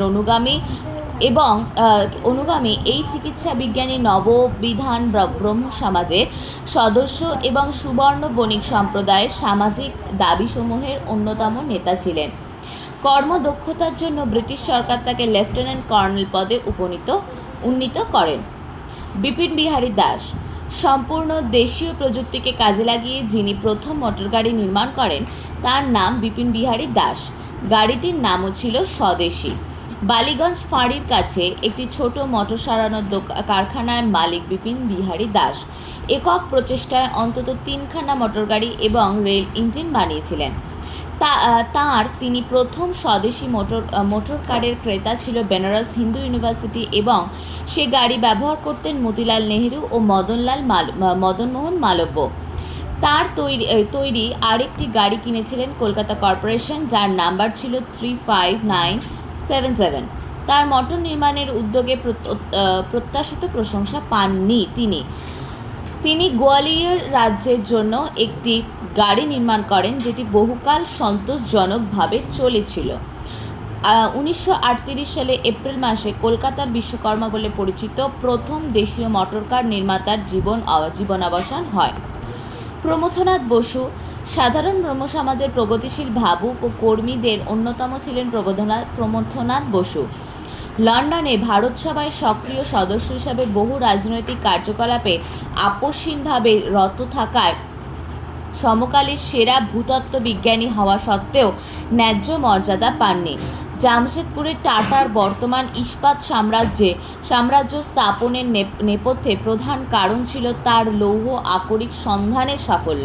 ওই জায়গাটায় তিনি লৌহ আকরিক সন্ধান করেছিলেন বলে ওই জায়গায় টাটা কোম্পানি তার যে ব্যবসা বা যে বিজনেস ওরিয়েন্টেড জিনিসপত্র সেটা তৈরি করতে পেরেছিলেন। জাতীয় শিক্ষা পরিষদ স্থাপিত হওয়ার পর বেঙ্গল টেকনিক্যাল ইনস্টিটিউটের প্রথম অধ্যক্ষ ও পরিদর্শক ছিলেন প্রমথনাথ। বহু বৈজ্ঞানিক প্রবন্ধ ও গ্রন্থ লিখেছেন ইংরাজিতে, যার মধ্যে রয়েছে history of Hindu civilization under British rule, epochs of civilization, Swaraj, culture and political প্রভৃতি। 1879 খ্রিস্টাব্দে ব্রিটেনের রয়্যাল স্কুল অফ মাইন্স থেকে উত্তীর্ণ হয়ে দেশে ফিরে এসে জিওলজিক্যাল সার্ভে অফ ইন্ডিয়াতে যোগ দেন। তার চাকরি জীবনে তিনি মধ্যপ্রদেশের ধুল্লি ও রাজহারা লৌহখনি আবিষ্কার করেন এবং তার ফলে ভিলাই কারখানা স্থাপন করা সম্ভব হয়েছিল। তার কর্মজীবনে বিশিষ্ট কীর্তির মধ্যে রয়েছে ময়ূরভঞ্জের গুরুমহিষানী অঞ্চলে লৌহখনি আবিষ্কার। তার ফলে জামশেদজি টাটাকে তিনি লৌহ ও ইস্পাত কারখানা স্থাপনে রাজি করান। এছাড়াও রানীগঞ্জ, দার্জিলিং ও আসামে তিনি কয়লার অনুসন্ধান করেন। সিকিমে তামা ও ব্রহ্মদেশে খনিজ বস্তু অনুসন্ধানেও তাকে তৎপর হতে দেখা যায়। তিনি বঙ্গভঙ্গ আন্দোলনে যোগদান করেন এবং রাজনীতির ক্ষেত্রে বহু গঠনমূলক কাজে অংশ নেন। ইংল্যান্ডে ইন্ডিয়া সোসাইটির কর্মসচিবের দায়িত্ব তিনি পালন করেন। বাংলা ভাষায় বৈজ্ঞানিক রচনায় তাঁর অসামান্য দক্ষতার স্বাক্ষর অম্লান হয়ে আছে প্রাকৃতিক ইতিহাস গ্রন্থে। পাঠ্যপুস্তকের বিভিন্ন নির্বাচনে সহযোগিতার জন্য তিনি বেঙ্গল কেমিক্যাল অফ লিটারেচার স্থাপন করেন, যা পরে সাহিত্য পরিষদের সঙ্গে যুক্ত হয়। PM বাগচি ও কারিগর শিক্ষার প্রসার। বাঙালির প্রযুক্তি বিজ্ঞানের ইতিহাসে অবিস্মরণীয় একটি নাম PM বাগচি অ্যান্ড কোম্পানি। 19বিংশ শতাব্দীর 9 দশকে উত্তর কলকাতার এক ভাড়া বাড়িতে শ্রী কিশোরী মোহন বাগচি এই কোম্পানি প্রতিষ্ঠা করেন। তার পিতার নাম প্যারীমোহন বাগচি। প্যারীমোহন এই কোম্পানি প্রতিষ্ঠার সঙ্গে যুক্ত না থাকলেও পিতার নামের আদ্যক্ষর নিয়ে কিশোরী মোহন কোম্পানির এইরূপ নামকরণ করেন। প্রতিষ্ঠার সময় কোম্পানিটির নাম ছিল দর্জিপাড়া কেমিক্যাল ওয়ার্কস। এরপর সেটি Darjipara chemical and rubber stamp ওয়ার্কসে পরিণত হয়। অবশেষে কোম্পানির নাম হয় PM বাগচি অ্যান্ড কোম্পানি। সামান্য পুঁজি নিয়ে ব্যবসা ক্ষেত্রে অবতীর্ণ হলেও বিপুল কর্মোদ্যোগে কোম্পানিটি কালি, সুগন্ধি ও প্রসাধন, রাবার স্ট্যাম্প, পঞ্জিকা ছাপাখানা, কাঠের ব্লক ও ওষুধ তৈরিতে নিয়োজিত হয়। কোম্পানিটিতে বিভিন্ন ধরনের ও নানান রঙের কালি তৈরি করা হতো, যা সারা বিশ্বের রাসায়নিক কালি তৈরি হওয়ার আদি পর্বে যথেষ্ট প্রশংসনীয় ছিল। তরল কালির সঙ্গে পিএমবি নাম খোদাই করা ট্যাবলেট কালিও কোম্পানি তৈরি করেন। তৈরি হয় পাউডার কালি। সুগন্ধি দ্রব্য প্রসাধন সামগ্রীর মধ্যে ছিল স্নো, ক্রিম পাউডার, সেন্ট প্রভৃতি।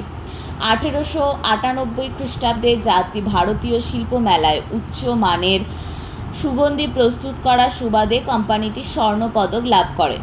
কোম্পানির প্রতিষ্ঠার কিছুকালের মধ্যেই Darjipara chemical and rubber stamp workers এর সূচনা হয়। ক্রমশ কোম্পানিটি পঞ্জিকা স্থাপন ও ছাপাখানা, প্রকাশনা এবং টাইপ ফাউন্ড্রি নিয়ে কাজ শুরু করে। 1886 খ্রিস্টাব্দে প্রথম পঞ্জিকা প্রকাশিত হয়, সঙ্গে ছাপা হয় ডাইরেক্টরি। পরবর্তীকালে কোম্পানি ছাপাখানা প্রতিষ্ঠিত করে নিজেদের উদ্যোগে মুদ্রণের দায়িত্ব গ্রহণ করে। এই যে ডাইরেক্টরি মানে হচ্ছে তখনকার সময় কলকাতায় যে বিখ্যাত বাড়িগুলো ছিল বা পরপর যে বাড়িগুলো থাকতো, বিখ্যাত লোকেদের বাড়ি বা পরপর এমনিও থাকতে পারে, সেই বাড়ির নাম অনুযায়ী তাদের ঠিকানা এবং অ্যালফাবেটিক্যালি থাকতো প্রথমে নামগুলো, যাদের নামে ওই বাড়িটা রেজিস্টার এবং ফোন নাম্বারগুলো রেজিস্টার, সেই অনুযায়ী তাদের ঠিকানা এবং ফোন নাম্বার রেজিস্ট্রি করা থাকতো। খেয়াল করে দেখবি ফেলুদা ব্যোমকেশ ডাইরেক্টরি থেকে টেলিফোন নাম্বার খুঁজে বার করে, সেই জিনিসটা ইনি প্রিন্ট করেছিলেন প্রথম। মানে সবার কালেকশন নিয়ে সেই কালেকশনগুলো ডাইরেক্টরিতে ছাপার যে ব্যাপারটা সেটা তিনি করেছিলেন আর কি, উদ্যোগ নিয়েছিলেন।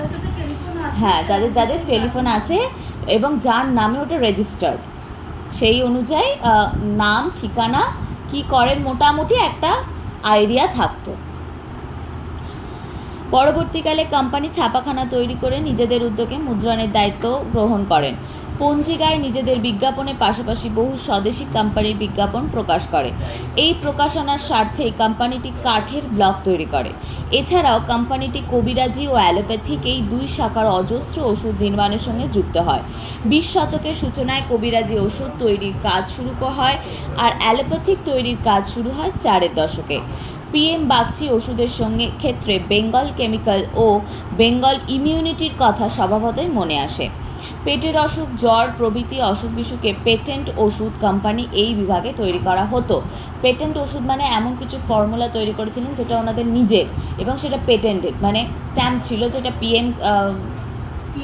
PM বাগচি অ্যান্ড কোম্পানির নামে রেজিস্টার একটা ওষুধ, যেটা ওরাই ফর্মুলা তৈরিও করছেন, ওরাই তৈরি করছেন, ম্যানুফ্যাকচার করছেন, ওরাই সেল করছেন। এটা হচ্ছে ব্যাপার। জগদীশচন্দ্র বসু পদার্থবিজ্ঞানে বিশেষ কৃতিত্ব দেখিয়ে BA পাশ করার পরে বিলেতে যান ডাক্তারি পড়তে। 1884 সালে BSc পাশ করে দেশে ফিরে আসেন। জগদীশচন্দ্রের প্রথম দিকের গবেষণার বিষয় ছিল তারের সাহায্য ছাড়াই খবর বা সংকেত কিভাবে পাঠানো যায় তাই নিয়ে। দিনের পর দিন প্রচুর পরিশ্রম করে তিনি এমন একটি যন্ত্র তৈরি করলেন যাতে তিনি এতদিন ধরে যা চাইছিলেন তা করা সম্ভব হলো। ওই যন্ত্রের সাহায্যে কোনো তার ছাড়াই এক ঘর থেকে দূরের আর এক ঘরে সংকেত পাঠানো সম্ভব হলো। বিজ্ঞানের ভাষায় যাকে বলে বিদ্যুৎ চুম্বকীয় তরঙ্গ, তারই সাহায্যে জগদীশচন্দ্র এই গুরুত্বপূর্ণ আবিষ্কারটি করেছিলেন। তার এই গবেষণার জন্য তিনি লন্ডন বিশ্ববিদ্যালয়ে ডক্টরেট অফ সায়েন্স উপাধি লাভ করেন। জগদীশচন্দ্র এরপর উদ্ভিদের চেতনা, অনুভূতি নিয়ে গবেষণা করতে থাকেন। সারা পৃথিবীতে দেখিয়ে দেন যে গাছেরও চেতনা আছে, কষ্ট আছে, যন্ত্রণা আছে। ব্রোমাইড নামে একরকম বিষ লাগিয়ে দিলে উদ্ভিদ কিভাবে প্রথমে যন্ত্রণায় কুঁকড়ে যায়, তারপরে ধীরে ধীরে মরে যায়, তা তিনি সকলের নজরে আনেন। দেশ বিদেশের নানা সম্মান লাভ করেছিলেন জগদীশচন্দ্র। 1917 সালে তিনি বিজ্ঞানের চর্চা আর গবেষণার জন্য বসু বিজ্ঞান মন্দির নামে একটি সংস্থা তৈরি করেন কলকাতায়। আমাদের দেশের গৌরব যারা বাড়িয়েছেন আচার্য জগদীশচন্দ্র বসু তাদেরই একজন। তার ছাত্রদের মধ্যে অনেকেই পরবর্তীকালে বিজ্ঞানী হিসাবে বিখ্যাত হয়েছে। তার বাংলা রচনা অব্যক্তই তার শিল্পী মনের যথাযথ আত্মপ্রকাশ ঘটেছে। তার অন্যান্য রচনার মধ্যে রয়েছে plant responses as a means of physiological investigations, physiology of photosynthesis, nervous mechanism of plants ইত্যাদি। তিনি বিভিন্ন পরীক্ষা নিরীক্ষার জন্য কেস্ট্রোগ্রাফ, স্মিগমোগ্রাফ, পোটোমিটার ও ফটোসিনথেটিক বাবলার নামক কয়েকটি স্বয়ংলেখ যন্ত্র আবিষ্কার করেছিলেন, মানে যেটা নিজে তৈরি করা স্বয়ংলেখ। প্রফুল্লচন্দ্র রায় প্রেসিডেন্সি কলেজ থেকে বিএ পাশ করার আগেই গিলক্রাইস্ট বৃত্তি পরীক্ষায় উত্তীর্ণ হয়ে 1882 সালে বিলেতে যান। সেখানে বিএসসি পাশ করেন এবং 1887 সালে রসায়নশাস্ত্রে মৌলিক গবেষণার জন্য এডিনবরা বিশ্ববিদ্যালয় থেকে ডিএসসি ডিগ্রি এবং বিশ্ববিদ্যালয় হোপ পুরস্কার পান। 1888 সালে দেশে ফেরেন। পরের বছর সহকারী অধ্যাপক হিসেবে প্রেসিডেন্সি কলেজে যোগ দেন। শুরু হয় তার শিক্ষক এবং গবেষক জীবন। এরপর 1937 সালে 75 বছর বয়সে তিনি যখন পরিপূর্ণ অবসর নিতে চাইলেন, তখন উপাচার্য শ্যামাপ্রসাদ মুখোপাধ্যায় তাকে এমিরিটাস অধ্যাপক হিসাবে রসায়নের গবেষণা কর্মের সঙ্গে যুক্ত রাখেন। বিজ্ঞান কলেজে যোগ দিয়ে তিনি কলেজের দোতলায় দক্ষিণ পশ্চিম কোণের একটি ঘরে থাকতেন। জীবনের শেষ দিন পর্যন্ত ওই ঘরে কাটিয়েছেন। কলেজে সবসময় 8-10 জন ছাত্র গবেষণার কাজে তার কাছে থাকতেন। তার প্রথম মৌলিক গবেষণা খাবারে ভেজাল নির্মাণের রাসায়নিক পদ্ধতি উদ্ভাবন সংক্রান্ত।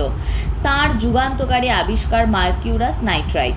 এছাড়া পারদ সংক্রান্ত 11টি মিশ্র ধাতু আবিষ্কার করে তিনি রসায়ন জগতে বিস্ময় সৃষ্টি করেন। গবাদি পশুর হাড় পুড়িয়ে তাতে সালফিউরিক অ্যাসিড যোগ করে সুপারফসফেট অফ লাইম তৈরি করেন। শুধু গবেষণা নয়, গবেষণার ফল কাজে লাগানোর জন্য তিনি শিল্প প্রতিষ্ঠান গড়ে তুলতে মানুষকে উদ্বুদ্ধ ও সহায়তা করেছেন। প্রতিষ্ঠা করেছেন Bengal chemical and pharmaceutical works. ভারতের বিধিবদ্ধ সমবায় আইন চালু হয় 1904 সালে। 1906 সালে তিনি রুরালি এবং এর আশেপাশের গ্রামের মানুষকে জড়ো করে 41টি কৃষি ঋণদান সমবায় সমিতি গড়ে তোলেন। চিরকুমার প্রফুল্লচন্দ্রের জীবন ছিল অনাড়ম্বর। ছাত্রদের সঙ্গে ছিল নিবিড় বন্ধুত্বের সম্পর্ক। 1924 খ্রিস্টাব্দে তার প্রেরণায় ও অর্থ সাহায্যে ইন্ডিয়ান কেমিক্যাল সোসাইটি প্রতিষ্ঠিত হয়। জাতীয় শিক্ষা এবং শিল্পোদ্যোগের ক্ষেত্রে তিনি অকৃপণভাবে সাহায্য করেন। বাংলা ভাষায় বিজ্ঞান চর্চা প্রবর্তনের একজন প্রধান উদ্যোক্তা হিসেবে তিনি স্মরণীয় হয়ে আছেন। তার চরিত life and experiences of a Bengali chemist এছাড়াও তিনি বাঙালির মস্তিষ্ক ও তাহার অপব্যবহার, অন্য সমস্যায় বাঙালির পরাজয় ও তাহার প্রতিক্রিয়া, হিস্ট্রি অফ হিন্দু কেমিস্ট্রি প্রভৃতি গ্রন্থ রচনা করেন। কলকাতা বিশ্ববিদ্যালয়ের রসায়ন শিক্ষার উন্নতিকল্পে তিনি প্রায় 2 লক্ষ টাকা দান করেছিলেন। 2 লক্ষ টাকা সেই সময়ের। মেঘনাদ সাহা। সারা বিশ্বের বিজ্ঞান মহলে মেঘনাদ সাহা নিঃসন্দেহে জয় করে নিয়েছেন একটা সম্মানজনক স্থান, বলেছেন স্বয়ং আইনস্টাইন। 1909 খ্রিস্টাব্দে তিনি এন্ট্রান্স পরীক্ষায় উত্তীর্ণ হন। ঢাকা কলেজ থেকে আইএসসিতে তৃতীয় এবং কলকাতা প্রেসিডেন্সি কলেজ থেকে 1913 খ্রিস্টাব্দে গণিত অনার্স সহ বিএসসিতে দ্বিতীয় এবং 1915 খ্রিস্টাব্দে এমএসসি পরীক্ষায় ফলিত গণিতে প্রথম শ্রেণীতে দ্বিতীয় হন। 1818 খ্রিস্টাব্দে নবগঠিত বিজ্ঞান কলেজে অধ্যাপনার কাজে যোগ দেন। এখানে গবেষণা করে ডিএসসি ও পিআরএস হন। তার গবেষণায় বিষয় ছিল রিলেটিভিটি, প্রেসার অফ লাইট এবং অ্যাস্ট্রোফিজিক্স। 1917 খ্রিস্টাব্দে তার প্রথম প্রবন্ধ অন ম্যাক্সওয়েল স্ট্রেটস প্রকাশিত হয় ফিলজফিক্যাল ম্যাগাজিনে। এরপর 1920 সালেই ওই ম্যাগাজিনে on ionization in the solar chromosphere, সূর্যের বর্ণমণ্ডলের আয়নকরণ শিরোনামে তার তাপ আয়নকরণ তত্ত্ব প্রকাশিত হয়, যা জ্যোতির পদার্থ বিজ্ঞানের এক নতুন দিগন্ত সূচনা করেন। কারণ এই তত্ত্ব দ্বারাই প্রথম তাপবল বিদ্যা ও কোয়ান্টাম তত্ত্বের ভিত্তিতে বিভিন্ন শ্রেণীর তারকার বর্ণালীর ব্যাখ্যা করা সম্ভব হলো। এই তত্ত্বটিরই পরে সাহার সমীকরণ নামে পরিচিতি লাভ করেন। এই আবিষ্কারটি এমন এক সময়কার আবিষ্কার যখন কেবলমাত্র তথ্য সংগ্রহ ছাড়া আর কোনো অগ্রগতি ছিল না জ্যোতির্বিজ্ঞানে। মানে ওই যে তোরা কেমিস্ট্রিতে কোয়ান্টাম তত্ত্ব পড়িস, সেই কোয়ান্টাম তত্ত্ব মানে ফোটন কণা, এই যে অ্যানালিসিস, সূর্যের আলোকে লাইট অ্যানালিসিসের মাধ্যমে যে ব্যাপারটাকে বোঝা যে কী কী কম্পোনেন্ট থাকতে পারে, কিভাবে কোন আলোর বর্ণালী কতটা, চ্যুতি কতটা, সেগুলো কিন্তু উনি জাস্ট তথ্য দিয়েছিলেন, কোনো রকম কিন্তু চাক্ষুষ কোনো বর্ণনা ছিল না, কারণ ওই অগ্রগতিটা তখনও আসেনি। অন্তত জ্যোতির্বিজ্ঞানে মানে অ্যাস্ট্রোফিজিক্সে তখন এই ব্যাপারটা কিন্তু ততটা আসেনি। এই যে বিষয়ের গবেষণার সকল পথ উন্মুক্ত, এটি এ বিষয়ে সকল গবেষণার পথ উন্মুক্ত করে দেয়। তাই বলা চলে গ্যালিলিওর পরে জ্যোতির্বিজ্ঞানের গুরুত্বপূর্ণ 10টি আবিষ্কারের মধ্যে মেঘনাদ সাহার এই আবিষ্কার অন্যতম। গবেষণার দ্বারা তারা আবিষ্কৃত তত্ত্বের বীক্ষণাগারে ব্যবহারিক প্রয়োগ প্রদর্শনের জন্য তিনি লন্ডন ও বার্লিন থেকে আমন্ত্রণ লাভ করেন। 2 বছর পরে ফিরে এসে কলকাতা বিশ্ববিদ্যালয়ে পদার্থবিদ্যা বিভাগে প্রথম খয়রা অধ্যাপক হিসেবে নিযুক্ত হন। সায়েন্স অ্যান্ড কালচার পত্রিকা মারফত দামোদর উপত্যকার সংস্কার, বন্যা প্রতিরোধ, নদী পরিকল্পনা প্রভৃতি বিচিত্র বিষয়ে গবেষণা তার বহুমুখী প্রতিভার পরিচয় বহন করে। ভারতীয় নদীগুলির প্রায় চিরস্থায়ী বন্যা সমস্যা নিয়ে সারা জীবনই তিনি গভীরভাবে চিন্তা করেছেন। মেঘনাদ সাহার অন্য একটি উল্লেখযোগ্য অবদান ছিল ভারতের প্রধানমন্ত্রী জওহরলাল নেহরুর কথা মতো ভারতের বর্ষপঞ্জির সংস্কার। 1952 সালে ভারত সরকার এই বর্ষপঞ্জির সংস্কারের জন্য একটি কমিটি তৈরি করেন। এই বর্ষপঞ্জির সংস্কার কমিটিতে মেঘনাদ সাহা ছিলেন সম্ভবত একমাত্র বৈজ্ঞানিক। তার গবেষণার স্বীকৃতিস্বরূপ লন্ডনের রয়্যাল সোসাইটি তাকে একটি ফেলোশিপ প্রদান করে। ডক্টর মেঘনাদ সাহা 1923 খ্রিস্টাব্দে এলাহাবাদ বিশ্ববিদ্যালয়ে যোগ দিয়ে সেখানে 15 বছর কাজ করেন এবং স্কুল অফ ফিজিক্স নাম দিয়ে পদার্থবিদ্যার শিক্ষাক্ষেত্র ও গবেষণাগার গড়ে তোলেন। 1934 খ্রিস্টাব্দে বিজ্ঞান কংগ্রেসের সভাপতি হয়ে তিনি সর্বপ্রথম ভারতের সার্বিক উন্নতিতে বিজ্ঞানের প্রয়োগের কথা বলেন। 1938 সালে কলকাতায় ফিরে বিজ্ঞান কলেজের পালিত অধ্যাপক হন। এরপরে গড়ে তোলেন ইনস্টিটিউট অফ নিউক্লিয়ার ফিজিক্স।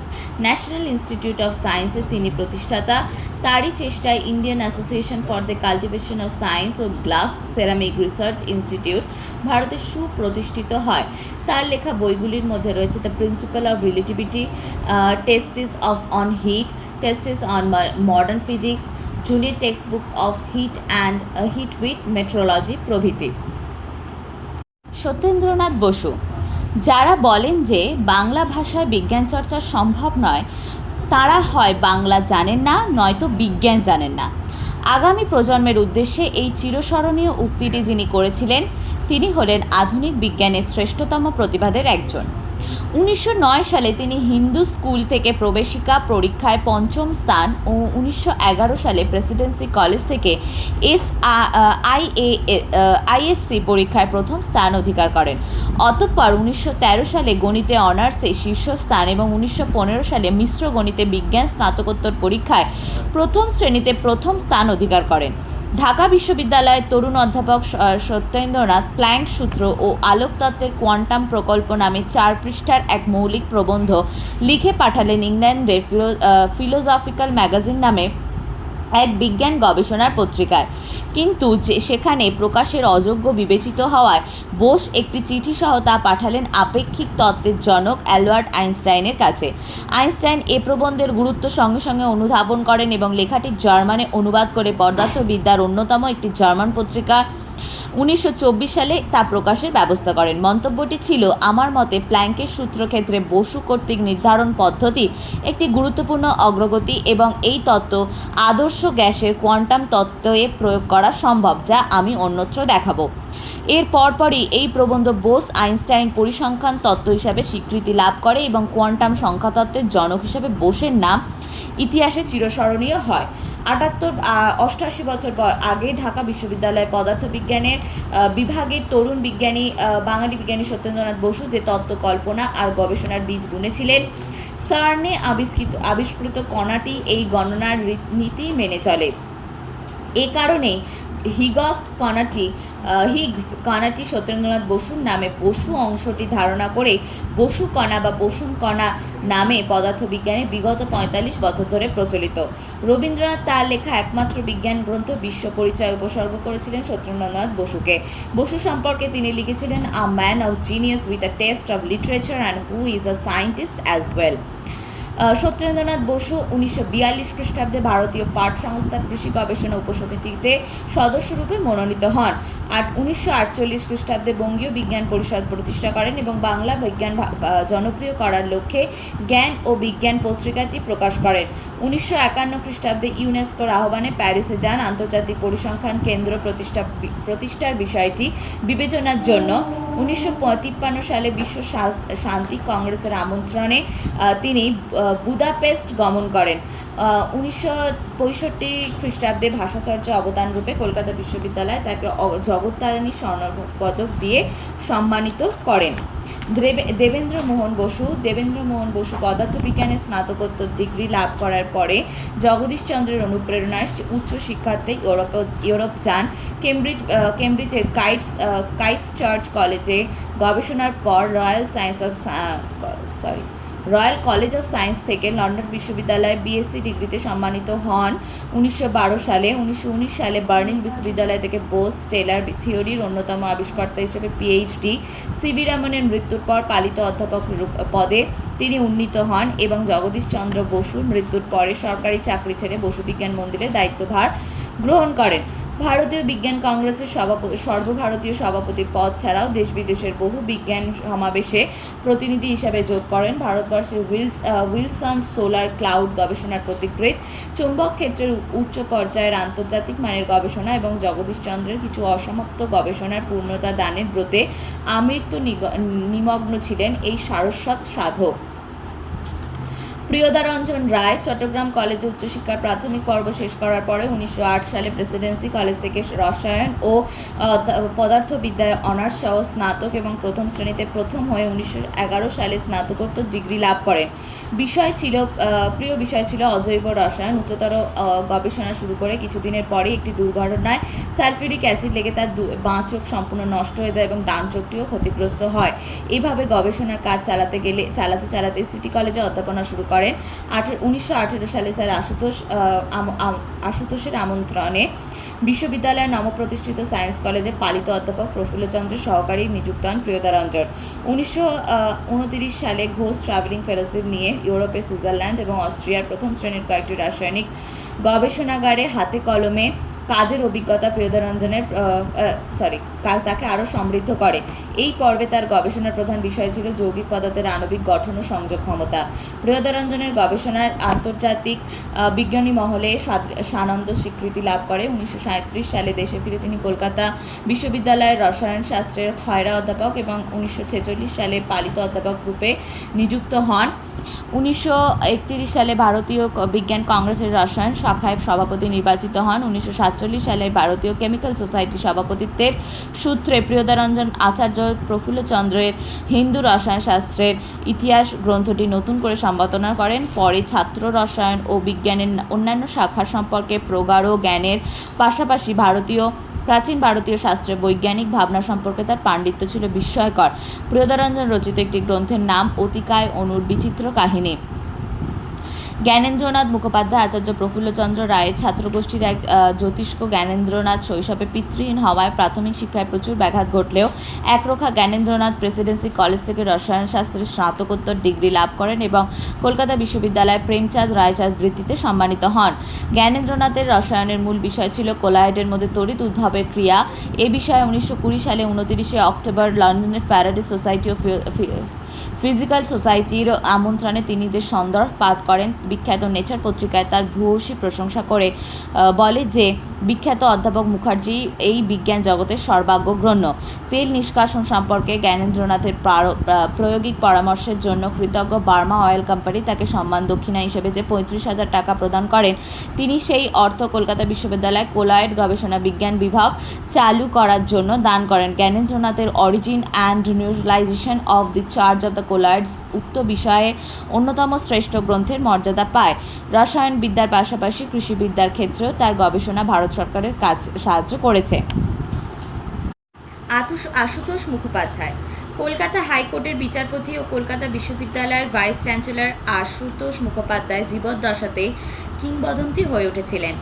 ছাত্রাবস্থাতেই তার গবেষণা আন্তর্জাতিক গণিত মহলে কেমব্রিজ মেসেঞ্জার অফ ম্যাথমেটিক্সের মতো কুলীন পত্রিকায় প্রকাশিত এবং উচ্চ প্রশংসিত হয়। গণিতের পাশাপাশি পদার্থবিদ্যা ও সংস্কৃত, পালি ভাষা সাহিত্য এবং আইনবিদ্যায় তার অধিকার ছিল বিস্ময়কর।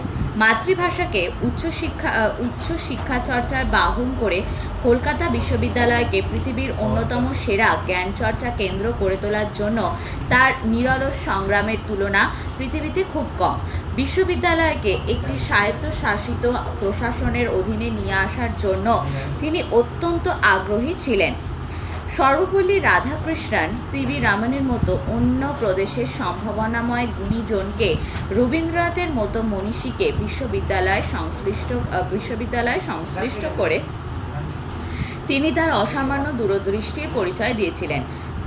তিনি বিশ্ববিদ্যালয়ের কাঠামোর মধ্যে থেকেই প্রায় সব জাতীয়তাবাদমূলক বিষয়কে কার্যকর করেছিলেন। তিনি কলেজ স্ট্রিট ও রাজাবাজার ক্যাম্পাসে কলা ও বিজ্ঞান শাখার জন্য নতুন বিভাগসমূহ স্থাপন করেন এবং দেশি ভাষা ও প্রাচীন ভারতের ইতিহাস বিভাগ চালু করেন। তার আমলে বিদেশি ও ভারতীয় বহু খ্যাতনামা শিক্ষাবিদ প্রফেসর হিসাবে বিভিন্ন বিভাগে যুক্ত হন। তিনি নিজে ব্যক্তিগতভাবে সমস্ত বিভাগের সিলেবাস প্রণয়নে তত্ত্বাবধান করেন। তিনি ছাত্রদের কল্যাণের জন্য যেমন উদ্বিগ্ন থাকতেন, তেমনি শিক্ষা ও পরীক্ষার ব্যাপারেও তাদের আগ্রহ সৃষ্টিতে অনুপ্রেরণা দিতেন। ইন্দুমাধব মল্লিক সমকালে মেধাবী ছাত্র হিসাবে প্রায় কিংবদন্তি। বিচিত্র চরিত্রের মানুষ ইন্দুমাধব মল্লিক সম্পর্কে ভারতবর্ষ পত্রিকায় লেখা হয়, বিশ্ববিদ্যালয়ের সমস্ত উপাধি পরীক্ষা প্রদান করা যেন তাহার একটা খেয়াল ছিল। এম.এ. পরীক্ষায় তিনি 3 বার 3 বিষয়ে দিয়া উত্তীর্ণ হন। তাহার পর বিএল পরীক্ষা দেন। তাহার পর তিনি মেডিকেল কলেজে প্রবিষ্ট হইয়া সর্বোচ্চ উপাধি লাভ করেন। উকিল না হইয়া ডাক্তারি ব্যবসা আরম্ভ করেন। ইন্দুমাধব ছিলেন বঙ্গবাসী কলেজের প্রথম বর্ষণী এম.এ। এছাড়া 1891 সালে দর্শনশাস্ত্রে ও 1892-তে পদার্থবিদ্যায়, 1899-তে জীববিদ্যা ও শারীরবিদ্যায় সসম্মানে এম.এ. পাশ করেন। আইনশাস্ত্রে স্নাতক হওয়ার পর কিছুদিন আদালতে যাতায়াত করে বঙ্গবাসী কলেজে অধ্যাপনায় ফিরে যান। 1908 সালে কলকাতা বিশ্ববিদ্যালয় থেকে চিকিৎসা বিজ্ঞানে এমডি ডিগ্রি পাওয়ার পর শেষ পর্যন্ত ডাক্তারি পেশায় স্থিতিশীল হলেও দেশ ভ্রমণের তীব্র আগ্রহ কখনোই তাকে স্থির থাকতে দেয়নি। 1910 সালে প্রবাদে পরিণত হওয়া যন্ত্র ইকমিক কুকার উদ্ভাবন করেন। এদেশে অটো ভ্যাকসিন পদ্ধতি তিনিই চালু করেন। পাণ্ডুলিপি সংগ্রহ, পৌর বিজ্ঞান ও স্বাস্থ্যবিধি সম্পর্কে তার অত্যন্ত মৌলিক মতামত ছিল। ইন্দুমাধবের চীন ভ্রমণ ও বিলাত ভ্রমণ বই দুটি এখনও অতি উচ্চমানের ভ্রমণ সাহিত্যের সঙ্গে পরিগণিত হতে থাকে। শিশির কুমার মিত্র। শিশির কুমার 1912 সালে কলকাতা বিশ্ববিদ্যালয় থেকে পদার্থবিজ্ঞানে স্নাতকোত্তর পরীক্ষায় স্বর্ণপদক এবং 1920 সালে সি.ভি. রামনের অধীনে গবেষণা করে রেডিও ফিজিক্সে ডিএসসি পান। প্রাথমিক কর্মজীবন কাটে বাংলা ও বিহারে বিভিন্ন কলেজে অধ্যাপনায়। প্যারিসে সার্বন বিশ্ববিদ্যালয়ে ডক্টরেট ডিগ্রি লাভের পর কিছুদিন ম্যাডাম কুরির গবেষণার কাজ করার বিরল সুযোগের অধিকারী শিশির কুমার 1923 সালে দেশে ফিরে কলকাতা বিশ্ববিদ্যালয়ে পদার্থবিজ্ঞানে খয়রা অধ্যাপক পদে যোগদান করেন। 1935 সালে বিলেতে রেডিও ফিজিক্সের উচ্চতর প্রায়োগিক শিক্ষা লাভ করে দেশে ফিরে একটি রেডিও গবেষণা কেন্দ্র স্থাপনের জন্য সচেষ্ট হন এবং বহু সংগ্রামের পর 1942 সালে ভারত সরকারের শিল্প ও বিজ্ঞান গবেষণা কমিটির অনুমোদন লাভ করে তার স্বপ্নের প্রতিষ্ঠান। 1945 সালে বিশ্ববিদ্যালয়ের স্নাতক ও স্নাতকোত্তর স্তরে রেডিও ফিজিক্স অন্তর্ভুক্তির কৃতিত্ব শিশির কুমারেরই প্রাপ্য। 1958 সালে FRS fellow of royal society সম্মান লাভ করেন। আয়ন মণ্ডলে বেতার তরঙ্গীয় আবেশ সংক্রান্ত গবেষণা অসামান্য কৃতিত্বে মুগ্ধ হয়ে অস্ট্রেলিয়ার এক সংস্থা তাকে অত্যাধুনিক একটি আয়নোস্ফিয়ার মাপক যন্ত্র উপহার দেয় এবং স্বদেশ প্রতি শিশির কুমার সেটি কলকাতার উপকণ্ঠে হরিণঘাটায় স্থাপন করেন। 1951 থেকে 53 এস্থেটিক সোসাইটির এবং 1954 থেকে 55 সালে ভারতীয় বিজ্ঞান কংগ্রেসের সভাপতি পদ তিনি অলংকৃত করেছিলেন। আন্তর্জাতিক বিজ্ঞানী মহলে সমাদৃত তার রচিত একটি গ্রন্থ হলো দ্য আপার অ্যাটমসফিয়ার।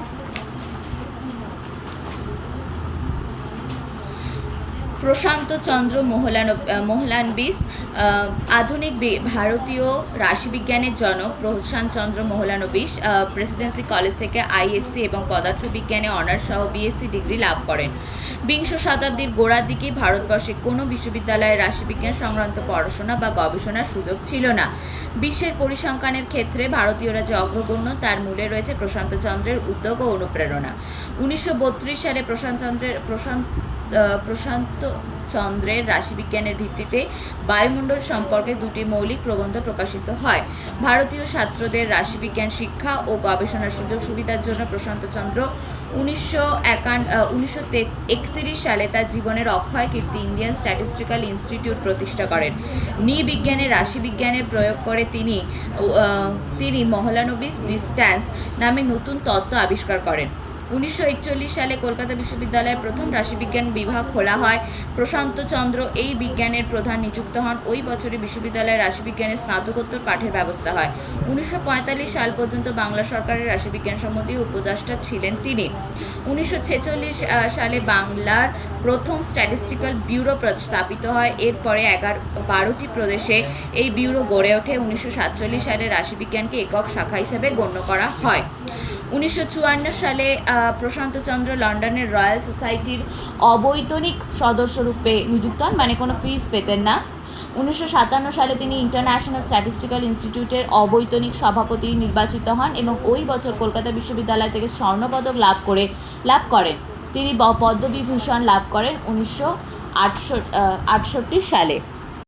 নীলরতন ধর শিক্ষাবিজ্ঞানের প্রথম থেকে শেষ পর্যন্ত সর্বস্তরের প্রথম নীলরতন এমএসসিতে কলা ও বিজ্ঞান বিভাগ নিয়ে সর্বোচ্চ রেকর্ড নম্বর পেয়ে 20টি স্বর্ণপদক, গ্রিফিথ পুরস্কার, এশিয়াটিক সোসাইটি প্রদত্ত পুরস্কার লাভ করেন।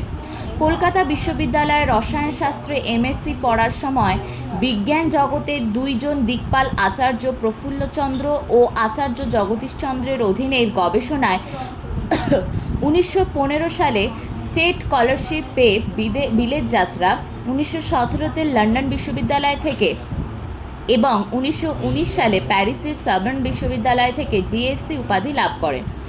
1919 সালে লন্ডনে ফিরে আইইএস মনোনীত হওয়ার পরে এলাহাবাদ মুর সেন্ট্রাল কলেজের রসায়ন বিভাগের প্রধান হিসাবে যোগ দেন। তার গবেষণা জীবনের প্রথম কাজ ইনস্টিটিউট অ্যান্ড ফটোকেমিক্যাল রিয়াকশন। শেষ জীবনেও তিনি নাইট্রোজেন ফিকশন নিয়ে গবেষণায় রত ছিলেন। তার মৌলিক গবেষণাপত্রের সংখ্যা 6 শতাধিক। ভৌত রসায়ন ক্ষেত্রে তিনি প্রতিকৃত হিসাবে স্বীকৃত। 1938, 1947, 1952 সালে 3টি নোবেল পুরস্কার কমিটিতে বিচারক ছিলেন। তিনি ভারতীয় বিজ্ঞান একাডেমির অন্যতম প্রতিষ্ঠাতা। তিনি বিশ্ববিদ্যালয়কে 4 লক্ষ টাকা আচার্য প্রফুল্লচন্দ্র রায়ের নামে অধ্যাপক পদ ও 1 লক্ষ টাকা আচার্য জগদীশ চন্দ্র বসুর নামে লেকচারার পদ সৃষ্টির জন্য দিয়েছেন। চিত্তরঞ্জন সেবা সদনকে 1 লক্ষ টাকা এবং 7 বছরের সম্পূর্ণ বেতন তিনি এলাহাবাদ বিশ্ববিদ্যালয়কে দান করেন। জীবনের অন্তিম পর্যায়ে গুরু প্রফুল্লচন্দ্র রায়ের স্বদেশ হিতব্রতের প্রেরণায় দেশীয় প্রথায় চাষ এবং সার হিসাবে গুড়ের ব্যবহার বহু নতুন পথ আবিষ্কার করে ভারতের কৃষি গবেষণাকে আন্তর্জাতিক মানে উত্তীর্ণ করেন এই দেশব্রতী বিজ্ঞানী। ঠাকুর পরিবারের বিজ্ঞান চর্চা, বাঙালির বিজ্ঞান চর্চা ও বিজ্ঞান ভাবনা ইতিহাসে জোড়াসাঁকোর ঠাকুরবাড়ির অবিস্মরণীয় অবদান রয়েছে। রবীন্দ্রনাথ ঠাকুরের পিতামহ দ্বারকানাথ ঠাকুরের বিষয় বিজ্ঞান না হলেও সমাজ সংস্কারক হিসাবে অপর বিজ্ঞান মনস্কতার পরিচয় দিয়েছেন। রামমোহন রায়ের আধুনিক চিন্তাভাবনায় প্রভাবিত দ্বারকানাথ ইংরাজি শিক্ষার প্রসারে উদ্যোগী হন। সতীদাহ প্রথা নিবারণে বলিষ্ঠ ভূমিকা নেন। হিন্দু ধর্মের সংস্কার সাধনে ব্রতী হন। প্রবন্ধনাথ মল্লিক রচিত কলিকাতার কথা গ্রন্থের ক্রোড় পর্তে রয়েছে দ্বারকানাথ ঠাকুরের বাদান্যতা। ইংলিশম্যান পত্রে লেখেন যে বাবু দ্বারকানাথ ঠাকুর স্বাভাবিকভাবে মুক্ত হস্ততা প্রযুক্ত কলিকাতার নতুন চিকিৎসা শিক্ষালয়ে 200 মুদ্রা প্রদান করিয়াছেন এবং আগামী 3 বছর পর্যন্ত বার্ষিক তৎসংখ্যক মুদ্রা প্রদান করিবেন। বার্ষিক পরীক্ষার সময় ওই বিদ্যালয়ে যে ছাত্ররা উত্তম রূপে পরীক্ষোত্তীর্ণ হবেন তাহাদিগকে ওই টাকা পারিতোষিক স্বরূপ প্রদান হইবে। পারিতোষিক মানে উপহার আর কি। ক্ষিতীন্দ্রনাথ ঠাকুর সব ব্যবচ্ছেদ প্রবর্তনের ক্ষেত্রে দ্বারকানাথ ঠাকুরের ভূমিকার কথা স্মরণ রয়েছে। কলকাতায় ফিবার হাসপাতাল স্থাপনে পরিকল্পনা গৃহীত হলে তিনি 1836 সালে গঠিত ফিবার হসপিটাল অ্যান্ড মিউনিসিপ্যাল এনকোয়ারি কমিটির অন্যতম সদস্য নিযুক্ত হন। দ্বারকানাথের জ্যেষ্ঠ পুত্র দেবেন্দ্রনাথের প্রিয় বিষয় ছিল জ্যোতির্বিদ্যা। রবীন্দ্রনাথ ঠাকুর এবং তার ভাই বোনেরাও দেবেন্দ্রনাথের কাছে জ্যোতির্বিদ্যা শিক্ষা করেন। জ্যোতিরিন্দ্রনাথ ঠাকুর পিতৃদেব সম্পর্কে আমার জীবনস্মৃতিতে লিখেছেন, তাঁর তেতলার বসিবার ঘরে দিন কতক তিনি আধুনিক জ্যোতিষশাস্ত্র সম্বন্ধে আমাদিগকে ধারাবাহিকভাবে মৌখিক উপদেশ দিতে আরম্ভ করিলেন। অজিত কুমার চক্রবর্তী জ্যোতির্বিজ্ঞান সম্পর্কে তার সুগভীর চিন্তাকে বিশ্লেষণ করে লিখলেন, জ্যোতির্বিদ্যাদি বিজ্ঞানে ভগবানের মহিমা ও তত্ত্বজ্ঞান বর্ণিত আছে বলিয়া তিনি একজন বিজ্ঞান পিপাসু ছিলেন। রবীন্দ্রনাথের প্রথম গদ্য রচনা জ্যোতির্বিজ্ঞান বিষয়ক এবং তা দেবেন্দ্রনাথের সঙ্গে তার আলাপচারিতারই ফসল। স্বর্ণকুমারী দেবী রচিত বিজ্ঞান বিষয়ক গ্রন্থ পৃথিবীতেও জ্যোতির্বিজ্ঞানের প্রভাব গভীরভাবে লক্ষ্য করা যায়। জ্যোতির্বিজ্ঞান ছাড়া ভূতত্ত্ব, নৃতত্ত্ব, জীবতত্ত্ব বিষয়ক দেবেন্দ্রনাথের গভীর অনুরাগ ও অধিকার ছিল। দেবেন্দ্রনাথের জ্যেষ্ঠ পুত্র দ্বিজেন্দ্রনাথ গণিতশাস্ত্রে বিস্ময়কর ব্যুৎপত্তির পরিচয় দেন। তিনি ইউক্লিডের জ্যামিতি নিয়ে আধুনিক চিন্তাভাবনা করেন। নিজে বিজ্ঞান চর্চা করার পাশাপাশি তিনি দ্বারকানাথ দেবেন্দ্রনাথের মতো বিজ্ঞান চর্চায় উৎসাহও ছিলেন।